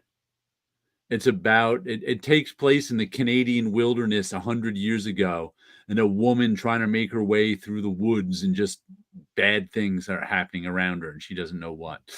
So it's kind of like, I think that one was a tough. But one, I just looked at my list. One thing I put on the list, I don't think a lot of other people would have on their list, and I think it's still in print, is Velvet by Ed Brubaker and Steve Epting. Oh yeah, that's a good one. That's a really good one, of my favorites. But it's like, you never hear it mentioned. Yeah, it's always off people's radars. Yeah. I bought the series after the Portuguese edition had finished, and I bought all 3 collected editions and read them all. Yeah, they're really good. One I want to reread. I read it once and I reread it. Now I want to. I don't. A few years ago, because I don't know what year. That was probably one of the series that came out like between 2014 and 2017 or something like that. So I read it as it came out. Then it must be 2-3 years ago now. I reread it again and really enjoyed it. It's a good series. It's in case you don't know what that one is, Wilson. Velvet takes place in the late 60s. Yeah. Is it? And Velvet is like a spy, but she's like a James Bond type spy, except there's a little more realism, because the James Bond movies are kind of not that realistic, but the books were a little more. Right. But she was a spy, and she was a top agent. But then something happened to her, and so she'd been working in the office for the last few years. And then, of course, something goes wrong. Someone frames her stuff, so she's got to go back out into the field again, and just to try to survive. So it's good stuff. And I even liked the because one of the things I often don't like about female secret agents or something like the Charlie's Angels movie and stuff like that, is the fight scenes are often just sort of there. They're not the least bit realistic, because no 5'6", 105-pound woman is going to beat up a 200-pound man. Yeah, it's just not going to. So sometimes that takes me out of a fight. But in Velvet, she was like, "Ooh, I have exactly 2 minutes before my surprise wears off, and this guy kills me." So she's got to, though she can fight real well, she knows that this trained agent who's 6'2" and 190 pounds is going to kick her ass unless she does something first and takes him by surprise and gets out of there. So it was all filled with, I believed it all the way through, because they didn't have her, getting into fist fights with 6, 200-pound men and winning. Listen, if she had superpowers, I'd be fine with it. But if you're going to do something realistic, keep it realistic. Right. Let's see. Oh, he hasn't checked out. Check out The Sickness, definitely. Would Velvet be your spy fiction pick then? Yeah, I think I'm going to put that in the spy fiction section. She's basically Mrs. Moneypenny as a spy. Yeah, that's a good description of it. If Mrs. Moneypenny, before she became James Bond's secretary, was a top flight agent. I've been thinking about what Grant Morrison I would recommend. And that's interesting. Yeah. Okay. So most of the series he's produced are too large. Right. I suppose this JLA run would be interesting if he's into that, because it's actually pretty easy to read, and it ends with the fight with Darkseid. But okay, We 3 might be the best Vertigo material. It's short. It's easy to read. It's got an interesting premise, so it'll be easier to understand, more so than Sea Guy. But if I want to go with one of the classics from before Vertigo, I'd say Animal Man. I think the Wile E. Coyote story gets him every time. I just remember the one story I gave, one Vertigo story I gave, because I don't have many Vertigo comics to begin with, was The Minx by Peter Milligan and Sean Phillips. Okay, yeah. Which I was just like, that's one of the ones I collected just around the Marvel offices, I remember. I think it came out in 98. And I was just getting, I think that was the first Sean Phillips work I had seen. And I think I ended up years ago, I was only missing the first issue, which I think I eventually bought from mycomicshop.com. And I read the whole thing again just a few years ago. So like, you know what? I can pass this one on. I don't think I'm going to read it. I enjoyed it. It's a good book. I'm a Sean Phillips fan, but there is a half dozen Sean Phillips books I'm going to read before I reread The Minx. Right. So I passed that one on too. Let's see. Oh, Tokyo Ghost, Rick Remender for first-time readers. Yeah, I haven't thought of Rick Remender's stuff yet. I got a bunch of it. I don't have Tokyo Ghost though. Fables is a book that might be one to give new readers. I only read the first volume of that, but it was pretty solid. Okay, yeah, it is. It's pretty long though, so it takes a while till they finish anything. Also, if you want to read, okay, you skip the Jack book. The Jack once Jack of Fables spins off, the spin-off's not very. It's not as important. I'm gonna have to put a section together of long stuff to read once you're into it. Like I would put like Birthright. I really enjoyed the Birthright series, but it's 50 something issues. So that'll be something, once you've read all this other stuff and you want to read something longer, Birthright or Fables or something like that. Like Lady Killer, I've been meaning to read since it came out, and I still haven't got a copy of it. That just reminded me. That's the who drew that one again? Really nice looking. Who's the Lady Killer artist? Woman? Oof, can't remember. I don't know. That was another one I gave away to. I gave away Pretty Deadly by Emma Rios on the art. Really nice stuff. And most of the students really loved the books because they'd never seen anything like this before. Just the variety. Like I gave away Folklords, I think it was. Matt Smith drew it. Nice little series from Boom. It's like the student immediately was going and looking up Matt Smith's artwork because she liked it so much. So that's always they really liked it. It was all good stuff I gave them because it was all stuff I finished. I bought the entire miniseries of. So right. These weren't done in ones where I went, that's not so good.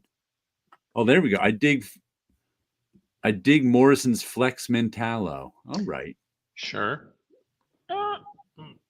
Might be a little too esoteric. It's one of those things that you need to understand the reference. Let's see. What do I have back there? Oh, Lock and Key might be a decent one to recommend. Yeah. Sure. Because that one's pretty good. And you can I would never recommend Cerebus. Right. To a first time, just couldn't. Yeah, that's just too Cerebus. Too much. It's too much, and I think Cerebus.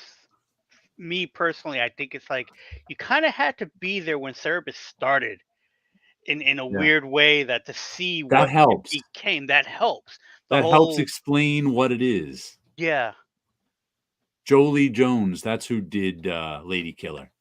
She also did a solid Catwoman, says Undead Quinn. Has Jolie Jones done any comics in a while? Because I haven't seen her stuff anywhere.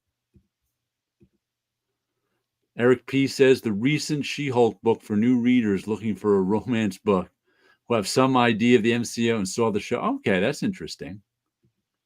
Recent She-Hulk book. Aiming for new readers. Yeah, DC is currently doing that as well. They're kind of like soft relaunching everything during this whole All Star thing. I mean, All In thing. I would say Shade the Changing Man is long reads. Yeah. And also, the one Tim likes, very 90s, Starman. Yeah. Starman is like the ultimate 90s long read, Mhm. I would say. Yeah. That might be a. In fact, you can start with the Golden Age, and then you give them Starman. What other one did I see back there?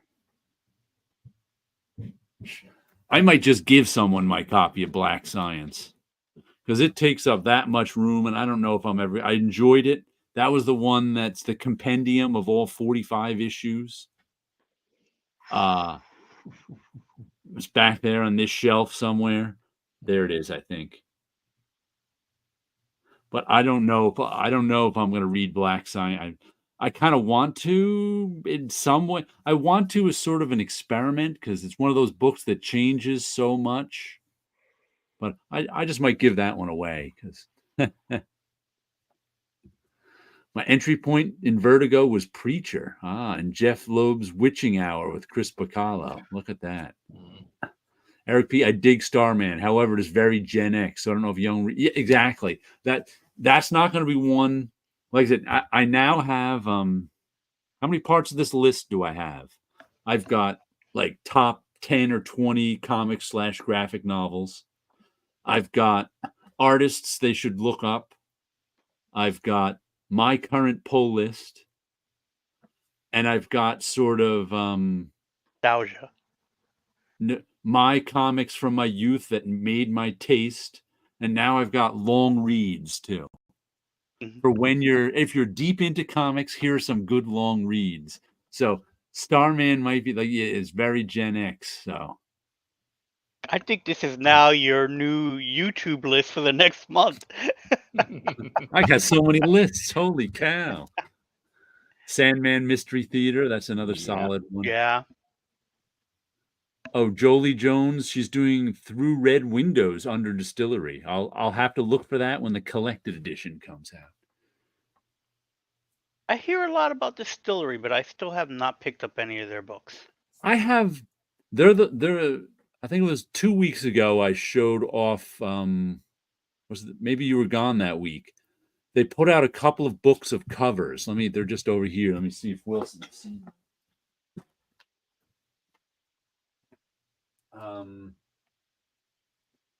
These are just cover galleries. We've talked about this before, how we'd buy a comic that was just comic book covers. And they did one for Gone. They did one for Somna. These are two of their series. And how much were they? They're, of course, magazine size, like all the stuff. And it's $10. And it's just everyone was a wraparound cover. So it's just all the covers from the series. And they all had multiple covers. So I was like, oh, that's pretty cool. Nice. Little Tula Lute there, right? Yep. EM. So it's like I was like, oh, that's cool. I'll buy them. So this is the first Distillery stuff I've got. I've decided the Distillery stuff I'm going to get in the collected edition because it's like $8 an issue. And then they collect it for $30 minus whatever discount you could get in a hardcover version. So I'm like, you know what? I'm just going to get because I'm not a huge fan of the square bound. Right. So I think I'd rather get the hardcover versions of Distillery. So that's what I'm aiming for. But nice couple of books full of covers.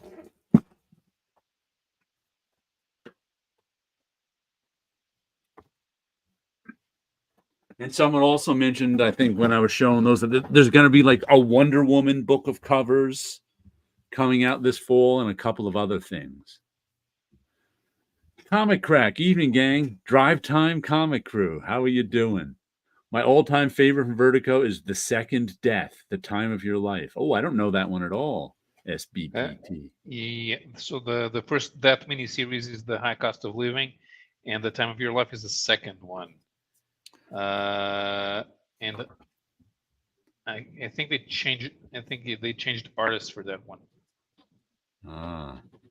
Mine in the comments says Fraction. Hawkeye is cool and easy Marvel comic. Oh, you might be right on that one. And that I actually use a David Aja cover in my composition lecture, so that they know who he is now. I'm in the same. It takes way too long to come out. Yeah. Wait for the like I said, usually I love monthly comics. I love the periodical nature of comics, but with those distillery ones, they're not really periodicals. So I'm okay with waiting.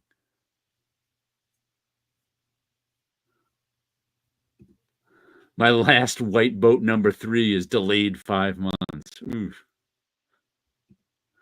Did you see Terry Moore is going to kickstart a book of his covers? Oh no, I didn't see. I knew he had.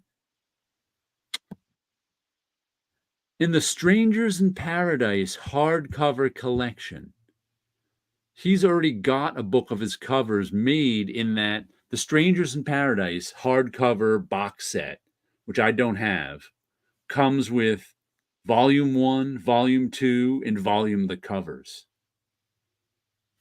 So I would definitely pick up his volume the covers. Is that a Sean Phillips drawn mini SBPT? Oh, is that the Second Death, The Time of Your Life? That's what he's asking about. And just to get you in on the conversation, Comic Crack. Yes, I know, I want it all.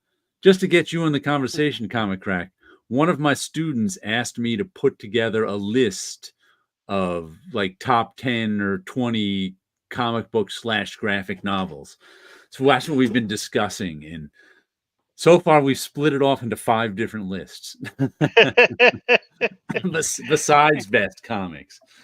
Comics that made us comic fans. Good long reads. Best comics. Tit Goblin. In the 80s, a lot of first-time readers came into the hobby from licensed titles. Oh, yeah. Other than Star Wars. What do you think there's anything like that now? What? No. The whole Energon line from, I don't know if it's bringing new fans in, but it's bringing a lot of fans back. Transformers and G.I. Joe. G.I. Joe. Like that. Yeah. So it's like, but I understand what he means. Yeah. I started with Star Wars, Indiana Jones, and G.I. Joe and Transformers because they all had a television tie-in type of thing. It's a very tough list to put together. Yeah. Because there's just so many things out there and so many good things out there too. And you got to think about what a 19-year-old art student is going to want to read. Yeah. No idea what a 19-year-old wants to read nowadays. but at least they're an art student and they want to read stuff. So they're into it. Right. Your average 19-year-old might not want to read anything ever. Mm-hmm. So, but yeah, I've been working on that list and writing some stuff down, but it's turning into an essay eventually, a blog post. But the same student. Once again, I think this was the week Wilson wasn't here. Paulo and I were having a discussion. My idea of why I like comics, why it's my favorite medium, sort of thing. Mm-hmm. And right as class was ending this week, my student asked me basically that same thing. And I started to go, I'm like, well, hold on, ask me that question next week because this answer is too long for now. Because Paulo and I were discussing it for half an hour. And we eventually just moved on to something else. Otherwise, yeah. I did eventually. I don't think I've posted it yet. I did eventually write a blog post about that, though. I'll have to let you know when it's up. A comic about TikToks. That's what they want to read. Is this a student that reads a lot of comics or next to none? I think he's read some comics. He's not. He wants to make comics, and he has made comics, but I don't know how many he's read. I don't think anyone grows up reading comics like we did anymore. Going to the newsstand at 10 years old and 12 years old and picking out your own comics with your own allowance and buying it. I don't know if that happens anymore. Coffin Bound by Danny is Sandman-like. Okay, I don't know that one. Might be good to have the list on hand if someone asks. Yeah, that's why I'm writing it down too. Yeah, you go to this site and it has it all. Right. Deals with drug addiction and face versus death. Oh, that's Coffin Bound. Okay. Oh. What about something like Concrete? Is that even still in print? I don't know. Like Concrete, that might be one to look up after you're into comics. One of my favorites, I've bought every issue of Concrete that's come out, but I don't know if that would be someone's first comic, would I hand them Concrete? Because it was like one of those things where that was like, there were people who I know who didn't read comics, but enjoyed Concrete. Right. Concrete was a very pensive, thoughtful book. I don't know if you can give people thoughtful right away. You might want to give them exciting first and then give them thoughtful. I think that's the way to go. I think the first thing people want in comics is exciting. Then we branch out from there. That is more Gen X, says Undead Quinn. Yeah, definitely. I think it might happen with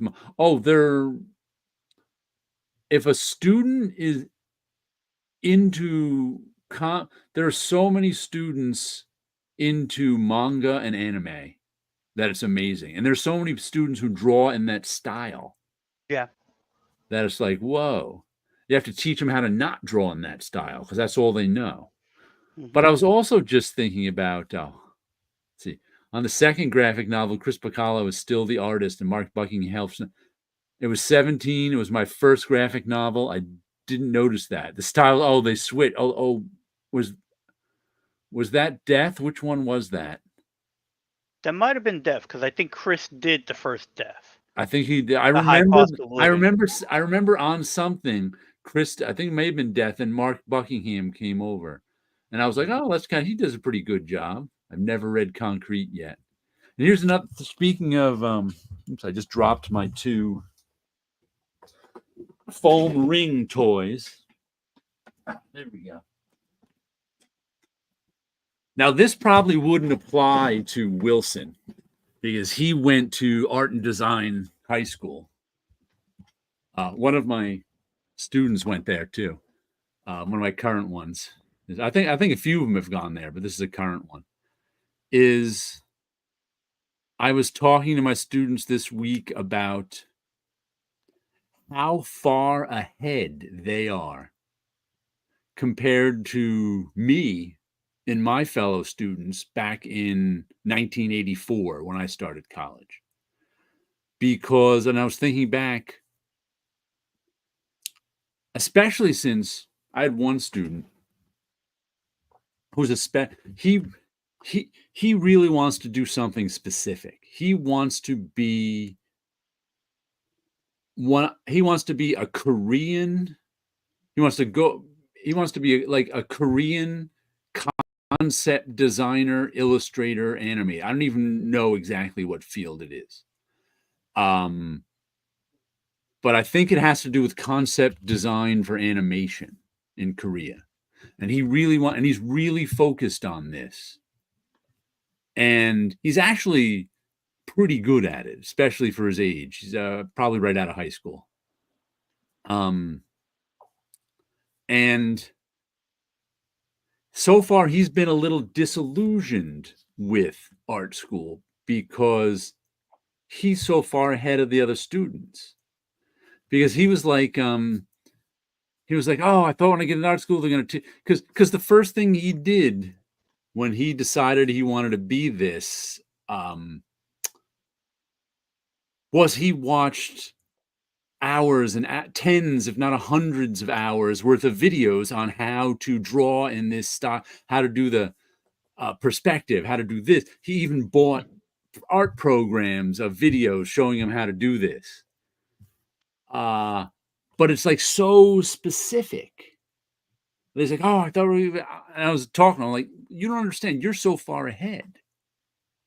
And I was thinking back to like when I was a freshman, I knew nothing just about because I had nothing in terms of like Wilson went to an art and design high school, which is rare in the, except in New York City, where are those? Right. So I had a good high school art teacher, but art was just like 1/8 of my daily curriculum. So when I got to art school, and I couldn't go to YouTube and look up how-to videos. Oh That wasn't yeah, in the dream yet.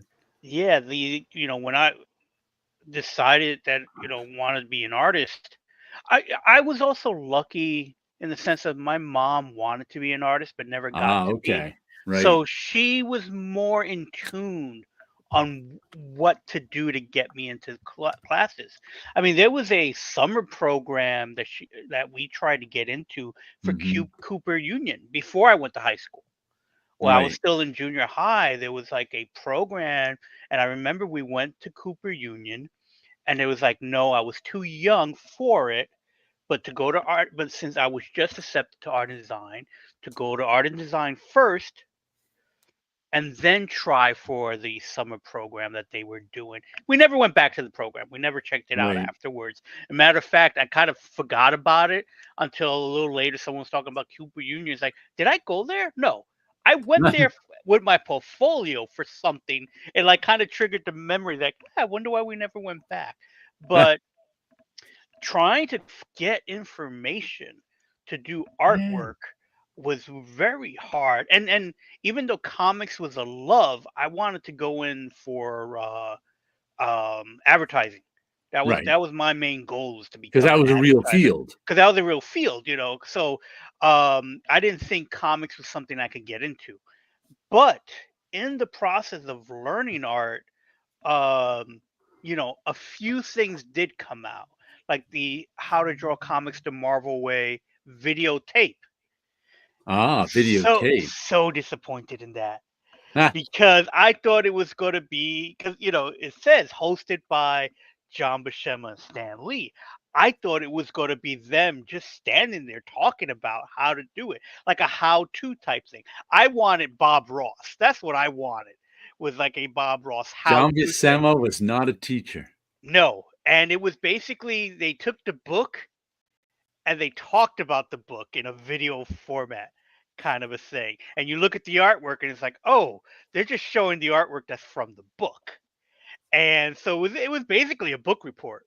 And it was one of those things where, because I got that one, I got the one with McFarlane, because that was the only time you got to see comic book artists in a video format. Like, I would have killed for like a YouTube Oh, kind of yeah. channel type thing where, yeah, now you could watch Todd draw Spider-Man because he did it a few weeks ago, or now about a year or two ago. But again, it's like, it's so different now than when we were going to school, and whatever information we can get, we I grabbed on. I had 2 books. I had, How to Draw Comics the Marvel Way by John Buscema, way too advanced, didn't Yes. help me in the least. Hmm. And I had, a Loomis book, Drawing the Head and Hands, way too advanced, didn't Yes. help me in the least. This is like when I was in high school or whatever. And I would have to say that, there are some of my students, and all my students are like 18 and 19. They're first and second year students. Some of them draw better than I did as a graduate, like after 4 years of drawing school, just because they have so much more stuff available for them. So if they're motivated, it's like they can learn so much more on their own than we ever could. Yes, I can completely agree with that. Yeah. Back in February, High School of Art and Design had their convention, their Comic Con type thing that they do, and me, a few other comic book artists, Carl Potts was in this class where we were going over people's artwork, and Right. they were showing, and we were all like, "Wow, I was not drawing this way No. at all." When I was in high school. Um, and again, like I had, like you mentioned, I had How to Draw Comics the Marvel Way, and as you mentioned, way advanced. That I would read it, not get it, keep reading it, not get it, but just Yeah. try whatever information I could get. I may have learned a little more from the John Byrne sketchbook that went through the Oh school yeah. like wildfire because you got to see the The Art of pencils. John Byrne. Yeah, John Byrne, I think, out of his mind because the That first was one. page, Yeah. yeah, the Right. first page was like It's called The a Art of John picture. Byrne, but off the top of Yes, my head or something is like yes, on the something first like page. that was the first page, and the image of the first page was him, was I think a self portrait of him blowing his head off, kind of a Yeah. thing, his brain, and just seeing all the detail he put in just the pencils, because you don't normally get to see the pencil work. You have no idea, Right. because when we get the Right. comic book, we think it's finished. I mean, we see it as a finished product. We don't know Right. the process that goes in it. So there was only a handful of sketch thing. I know Rick Butler put out a series of books, Yeah. like a 3-issue miniseries, which I have. I think I still have it like on my active bookshelf of stuff. Ah, And you don't really get to see that. So those were like the only books. And I had an edition of the first the Marvel tryout book, oh which yeah. I I had never that. did anything but read through it. I never Uh, tried to do that stuff I tried. in It it. was everything I did was terrible. Yeah. I even had gotten the second one that came out, and I Oh think yeah. I don't know if I ever did anything on that one either, but it was like I was more of a collector of the tryout book. It's like, no, I Yeah. just want to keep this mint Right. condition. I don't want to do I anything tried to it. drawing in it, Mhm. but And it it. was like that was pretty much it on comic book stuff. And then a I can. few of those oversized cartoony books, like Oh those yeah. Foresters. I had a few of those. But those I end up getting because it's like I think my mom bought them at like a garage sale. So there Right. wasn't any series. It was like Forrester's How to Draw Horses, which I never Right. learned how to draw horses. One on painting. Um, and I know I had like a cartoony one, generic mouses and Right. it wasn't really Mickey Mouse, but you knew what they were going for, kind of a thing. So I had books like that. But the Loomis books and those I got later in life. Yeah. Oh And, yeah. high school, I also had George Bridgman books. Oh right. And those I got were one of those. extremely advanced too. But I Those. would look at those and I learned a little bit from them, like Oh, they're balance good. and stuff like that. But those I think needed more artwork to them. It was I just can a lot of remember text on those. in high school going through the how to draw comics the Marvel way. And you know the section where John Buscema shows you how to do it the boring way and then how to do it the Marvel way? Hmm.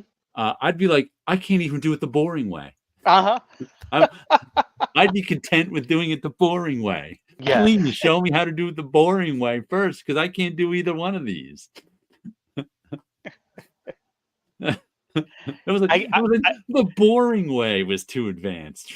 And then when they were like breaking up Kirby artwork and then putting them into blocks of shadows and stuff like that, like, I don't get this. I don't understand what that means at all. But that was all we had. And I think Yeah, we it had was, nothing. I think for me, like if I had YouTube, I would have been better because I think I'm more visual Right. and reading it and trying to get the concept of it. But if I saw somebody doing it and putting it together, I think it would have worked better for me. But yeah, you just there's just so much more stuff now. Right. They amaze me how much more advanced they are in basic drawing, most of them, than I Right. was at the time. I'm looking at the stuff going, I couldn't have pulled off any of this stuff. as a freshman or a sophomore. I just couldn't. Yeah. And they have access to it, and Yeah. manga's a big thing, but I also run into like a lot of people's portfolios is showing manga stuff, and it's like, this is beautiful, but you're not going to get work here, Yeah, I don't know. unfortunately, because no one's doing original manga in this, in the United States. I actually had wasn't my student, was one of my friend Ed's students, where before I was teaching, I used to go into his class sometimes and give him a lesson in comic production and stuff. He used when he was teaching at Montclair State, he used to have a comic book day. Sometime Walter Simonson and Louise came in with me one day. Sometimes Bob Wyachek would come in, and Ed would make a whole day out of showing them all comic book stuff. And so I was staying after, and the students would come up and they'd want to talk about their work and get a little critique. And I had this one student, this girl, was so frustrated with her own work. And I was looking at it, and the reason for her frustration was she was drawing in that manga style, and she had it down perfectly. She had it down so perfectly that that's what drawing was to her. And she wanted to draw in a different style and couldn't, because she couldn't divorce herself from that manga style. So every time she tried to do something new, it would end up in complete frustration because she couldn't do it. It was so weird. And I was just talking to her, telling me, you have got to forget how to draw for a little while in order to learn how to draw. Because like I said, she could draw anything in that style, but nothing not in that style. And she really wanted to draw other things.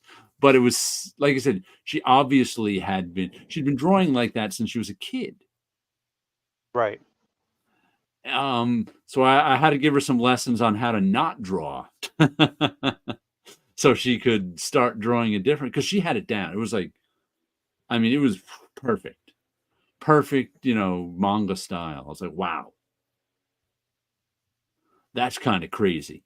But once again, I completely understand that. I had one kind of, I had an idea about art in comics when I got into comics, when I got into like Marvel, and I realized that my art background is nothing for comic books.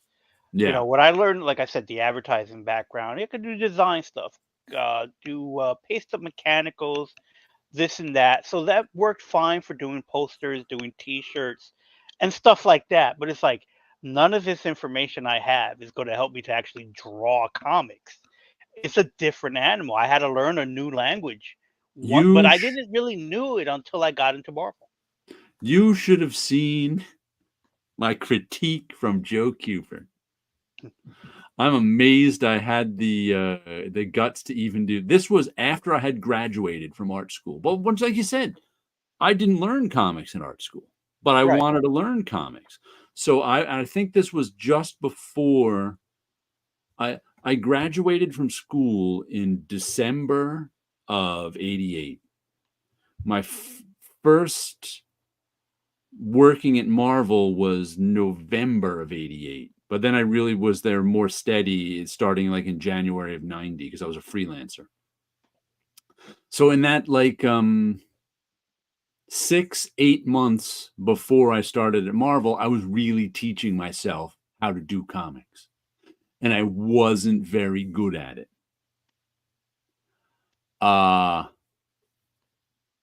So I went to some con in New York we happened to be going to. And I was like, all right, I want to show my stuff to Joe Cooper, who's at this con. He looked at my stuff and he was like, what am I supposed to say about this? It was at such a basic level that Joe Cooper was like, his only advice was learn to draw comics. Mm-hmm. And I was just like, oh, that was rough. But I knew it was coming. Right. But I was still like, ooh. Because like I said, I was really just learning to draw comics. So it was, whew. Like I said, I'm surprised I even showed him the stuff.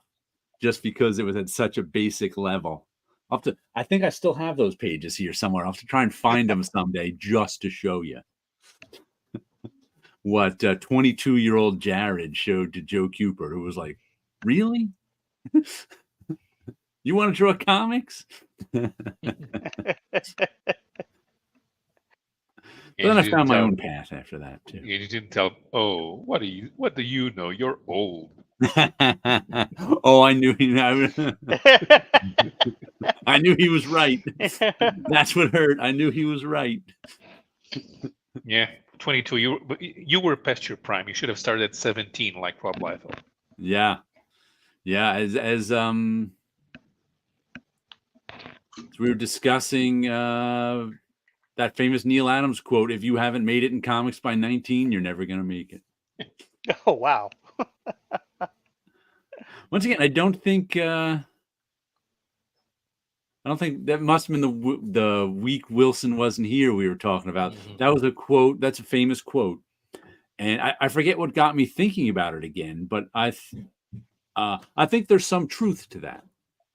I mean, there's certainly the truth. If you're good at 19, you'll probably if you're good at comics at 19, you'll probably have a career in comics. Right. But the thing I had never thought of before, and to me, this is Neil Adams, is the corollary to that is if you're good at comics at 19, you might be worse at 50 at comics. And I think, unfortunately, that applies to Neil Adams.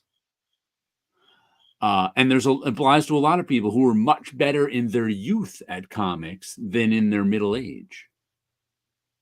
For whatever reason. But I think it is because, like in Neil Adams' case, he never grew. Everything that was good about Neil Adams was already there by the time he was 21. But he really didn't work at comics most of his adult life. He was an ad man. Right. And so when he got to, doing continuity comics in the 80s and the early 90s, he wasn't, and everybody would say, Neil Adams' older stuff is better. And sometimes that's just people talking. Sometimes it's the truth. Sometimes when you peak at 20, sometimes when you're really good at comics at 19, you peak at 25. Right. And then it's all downhill from there. And then, isn't it also kind of a different time in the sense of like with Joe Kubert, or, it's like where he had to start working in comics at 13 anyway? Yeah. Because everybody from his era started working at 13, had a family by 17. So it's like, I think there's a difference in that kind of a thing. I think Steve Rude. I think Steve Rude has improved over the years. I give Steve Rude a lot of credit for learning how to paint, because he started learning how to paint in the 80s and he was not very good. But he kept learning how to paint all these years, and now he's a good painter. Yeah, remember the covers to World's Finest? Oh yeah, they were solidly okay. Yeah, the pencil artwork inside was much better. Yes, but because he can paint now. 80s and 90s, Steve Rude did not really know how to paint. Did you see his Nexus Kickstarters? Oh yeah, I haven't done any, but I've seen them. He did like the newspaper strips and the Coming of Gormando, which is him making fun of Galactus. Nah, but it does not look like the original Nexus. No, I think there's also a sort of natural decline for a comic book artist. I think that's different than what I'm saying about Neil Adams, who peaked at 25. I think there's also like someone like Steve Rude has been drawing comics for so long that you eventually find shortcuts to help you make deadlines. And you just kind of decline as you make more and more deadline. And I haven't really seen that much decline in Steve Rude. No, I think it's that the fact that also Steve is one of those artists that he's constantly drawing, even when he's not drawing for a deadline. Right. Because he keeps those daily diaries. It's just artwork. Right. And those are really nice. Yes. Nicer than, because people don't understand how much work it is to draw a comic. It's much less work to draw those daily diaries.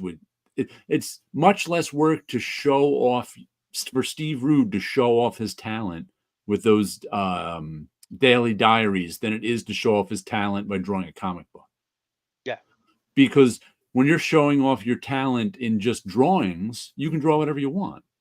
When you're drawing a comic book page, at least half the drawings on the page you don't want to draw. But you have to, because it's part of the storytelling process. Right.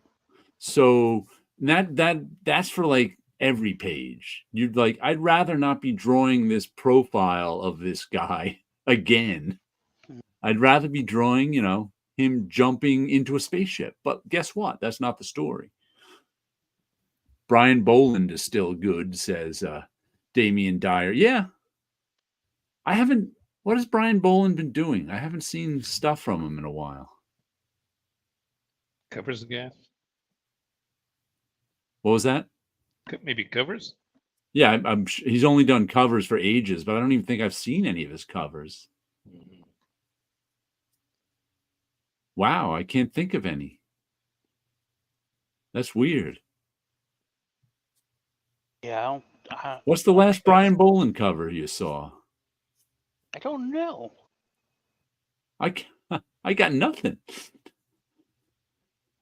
He did some Batman covers in the early 2000s. That's just yesterday, right?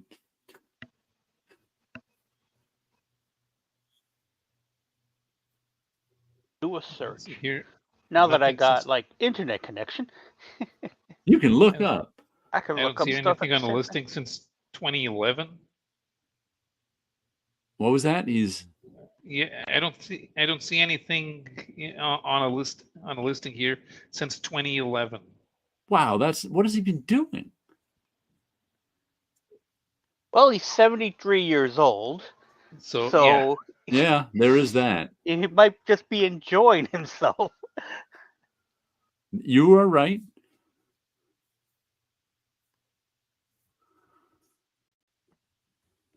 But it's hard to believe he wasn't enjoying himself drawing covers for DC.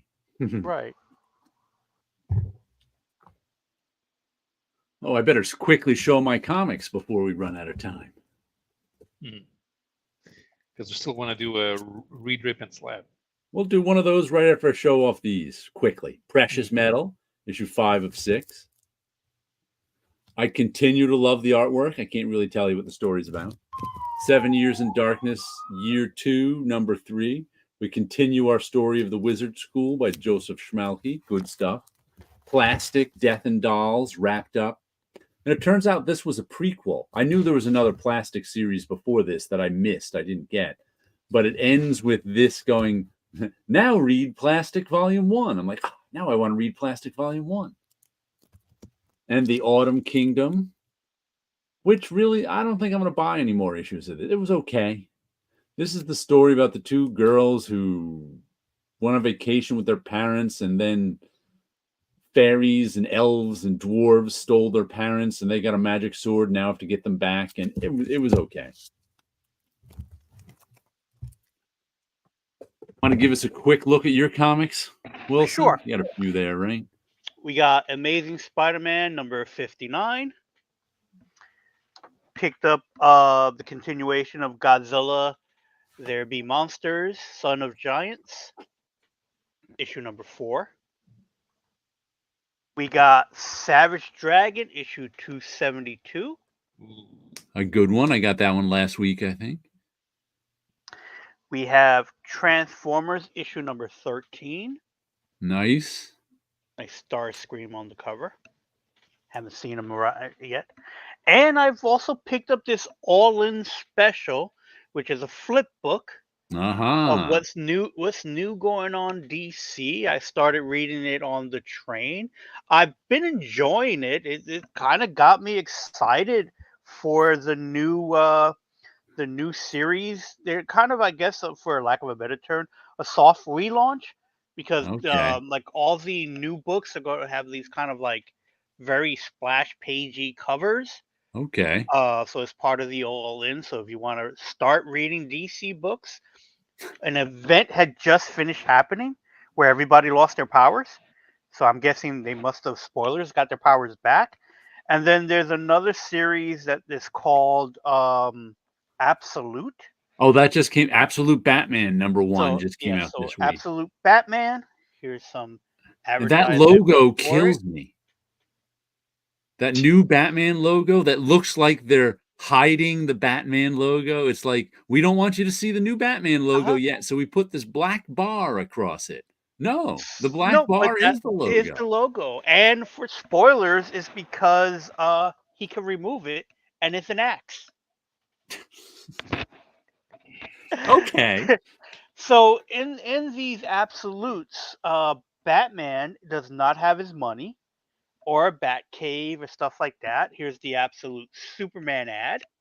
No fortress, no family, absolute defender. And then there's an absolute Wonder Woman. So they have this big three are having their own series, and somehow in the course of the storyline, Darkseid merges with the Spectre, and in this story, he opens a rift into whatever that absolute universe is, and gotta beware of rifts. You gotta be, and they're introducing kind of like the Legion of Superheroes, all run by Darkseid. So their flight rings has the Darkseid logo on it, the Omega logo on it. Here's the flight ring. So it's enough to make me go, I'm interested in looking at it, but being that this was a giant size special, I was okay with the $4.99 cover price. Right. But when I saw the Batman being like, I think, a $5.99 cover price, I was like, I don't know if I want to read that. It's like Brian Boland did Wonder Woman 800. Okay. The cover. And Steve Rude does DC covers in 2023. That's right. Steve Rude did some of those like decades covers and things. And Dead Quinn says the Transformers book this week is a great read, and he hates the Bat Axe. Axe Man. Yeah, I reread Electra Assassin. Oh, okay. How was it? Okay. This is probably the worst first issue of all time. I've never been an Electra Assassin fan, so I haven't reread it since it first. The story's fun, but but I'm glad that I bought this as a trade, because the first issue is terrible. It is nothing to bring you in. So do you ever read Ripper Slab for us, Paolo, or were you doing mine? No, I didn't do one. What? Pick a decade then. 70s. The 70s. Always a good decade. Let me see what I got from the 70s. You know what? Let's go with 1974, June, Odd Marvel. 1974. I was 3 years old. There was a lot of odd stuff at Marvel in the 1970s, yes. Oh, yeah. Oh, there was. And here is some of it. We've got Amazing Adventures number 26 with a John Romita cover. Frankenstein number 12 with a Ron Wilson and Ernie Chan cover. And Kazar number 5 with a Gil Kane and Frank Giacoia cover. I don't think I've read any of these. I'm pretty sure I think the only one I have and I've read is Amazing Adventures 26, but I couldn't swear that I've read it because I don't remember a thing about it. I never got around to even get halfway through the essential Kill Raven. Look at it. Tit Goblin didn't even give it a moment. He's reading War, ripping Khazar, and slamming Monster. I was like, wow. No contemplation at all. I'm reading Khazar, slamming Frankenstein, and ripping War of the Worlds.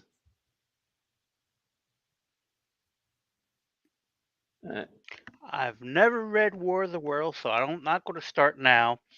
Oh, that's some good stuff. The Craig Russell stuff is especially good. I think this is before the Craig Russell stuff. The thing, no, I think Craig Russell's already here. Is he already here? If Craig Russell's already here, this is good stuff. War of the Worlds. The thing, this cover is not attractive at all. It's too confusing. A lot going on, and the bad guy looks looks stupid. It's a bloodbath. Of course, it's going to be confusing. No, I do like that. The Khazar cover is great. Just look at Zabu. As Zabu's got some teeth. No, it's weird to me that that Frankenstein cover. Why is that woman like looking off to the side? She's like looking at us, but giving side eye. That's a strange sort of. You'll remember that werewolf cover that we were trying to identify if it was Ron Wilson or not. Oh yeah. The characters looking in the mirror, they're doing the same thing. Yeah. I like that Frankenstein cover. I think that's the one I'm going to slab. That's a pretty nice cover. That's a nice. That's the one I'm going to slab. You know what? From your recommendation, I'm going to read War of the Worlds. And unfortunately, that means I'm going to have to rip Khazar right between the K and the Zar, and then split it down, and then split him from Sabu. Ah, a nice planned rip. Yeah. And you can make it Zar K. You can flip it around the other way after you're done. All right. Always fun. So I'm going to Dolphin, Kill Raven's mechanical horse. I'm going to Dolphin Zabu because he's too scary. He'll scare the kid. It'll be Khazar and his dolphin. Yeah. Makes sense. And there's so much stuff going on. Where are we going to put the flamingos? I don't know. There's room to put the flamingos anyway. As far as the dolphin, I'm going to replace I'm going to put the dolphin on the Frankenstein Monsters cover, and it's going to replace the guy wearing the pink shirt, the ringmaster, because I want to put the dolphin to have a top hat on. Okay, so maybe... And the flamingos are going to go on Frankenstein's monster's arms. I'm going to put the flamingos between Khazar's legs. They're going to pretend, hey, yeah, Khazar, we're with you. You go ahead and we'll follow you. Oh, look at this. Eric P. says, Voices in My Head, #1 from Image, has a Brian Boland cover and is out in 2 weeks. Oh, cool. And Undead Quid is also, he's going to read The Monster of Frankenstein, rip Khazar, and slab War of the Worlds. What's Eric going to do? Read Monster, slab War, Dolphin, the guy in pink on the Monster cover. Hey, he's going for the same thing as Wilson. Flamingos on the wall on the left of War. Okay. Let's see. Tit Goblin says, I had no idea Frankenstein was Marvel. Is he the Frank from the Monster team that was part of Hulk, Zombie Professor, and the Werewolf team? Yeah, I think the Marvel Monster Frankenstein has been consistent all through his Marvel appearances. He was on the Legion of Monsters. Yeah, I believe so. Undead Quinn says, looking at Monster, I want to read it. Hide flamingos in worlds behind the horse.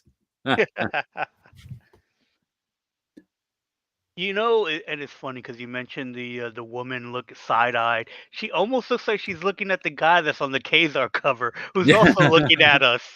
Like, can you believe this is happening to us? I think I'm going to do nearly the same thing with the flamingos as Wilson, except instead of on his arms, I'm going to put them right on his hands. So the flamingos will even be in front of the logo. We're going to have to cut them in front. Yeah, one flamingo on each logo. I'm going to move the flamingos to be on Zabu's back. Just to annoy him. 3 good-looking books, no rips, just rips. Sorry, that's not the game. You must read. You must rip. You must That's slap. not the game. And guess what? We're not really ripping anything. No. It's just the game. There are no flamingos and there's no dolphin. There are no flamingos and no dolphins. It's all just part of the game. Oh, they're flamingos. They're watching. Flamingos are always watching. Well, let's see. What am I? I haven't decided what. I think I'm gonna read Kazar, and I'm gonna slab that Frankenstein monster too, and I'm gonna have to rip up War of the Worlds, which is the one book I have. So that doesn't make any sense. That's what I'm going to end up doing. Yeah, I think I've got a complete run of the Amazing Adventures War of the Worlds. How many issues did that run? So it's from 18 to 39. Okay. Then I was going to guess. Killraven appears in a Marvel team up, and there's a Marvel graphic novel as well. Right. I have both of those too. And remember, in about 2000 or 2001, Joe Linsner did a Killraven one-shot at Marvel Knights. Eric P. says next week Wilson should have some flamingos in his background somewhere. But that is a nice Frankenstein cover. So is the Kazar one. Just some paper printouts or something. There we go. Godzilla should have a flamingo companion. I was kind of thinking that. Why did they add and then drop group in the Marvel title? You know what? I never got to ask John Romita that. I should have. I think it was, who knows? It was just someone's idea of a trade dress. Marvel Comics Group. They wanted people to know it was a Marvel comic. And at the time they were going with that brand.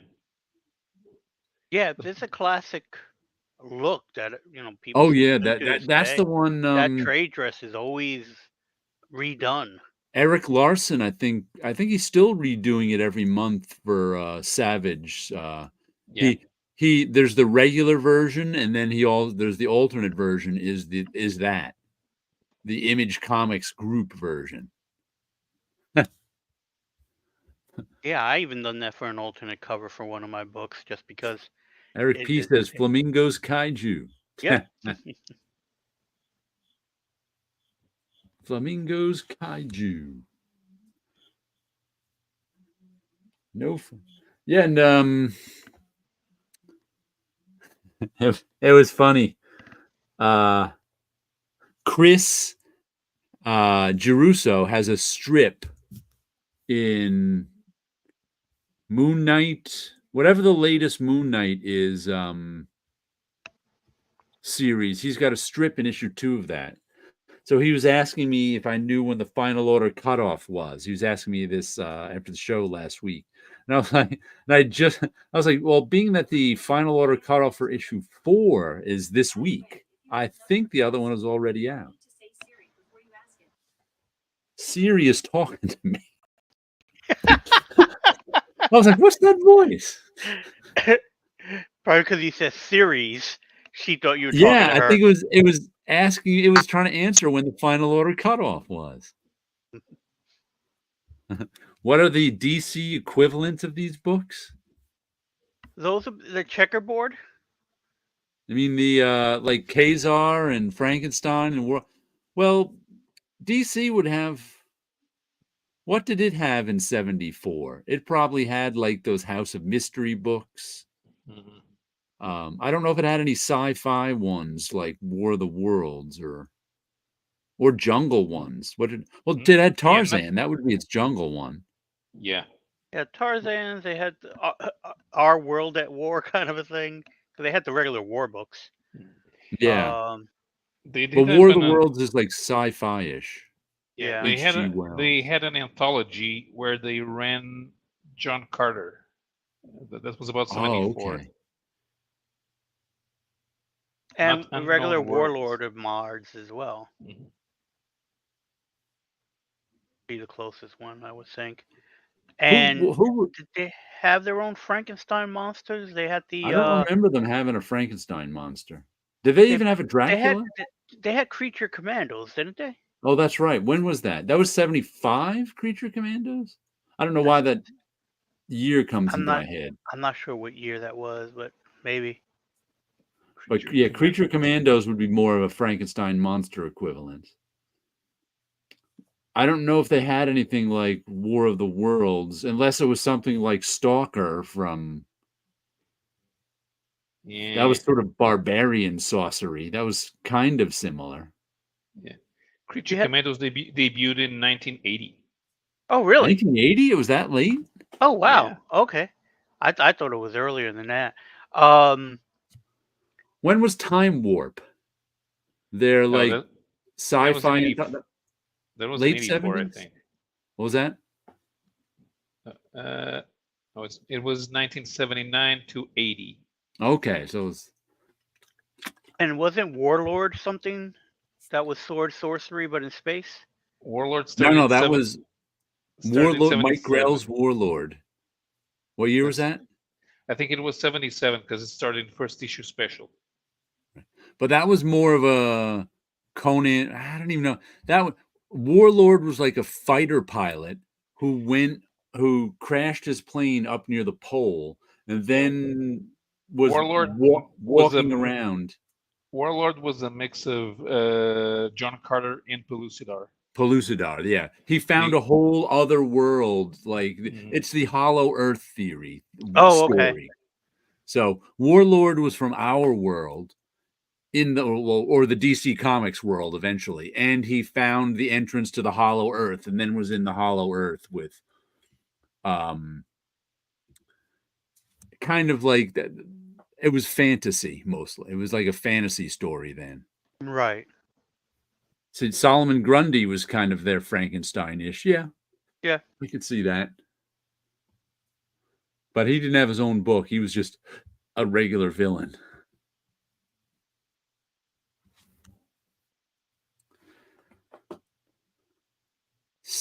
Yeah. Oh, I finished up that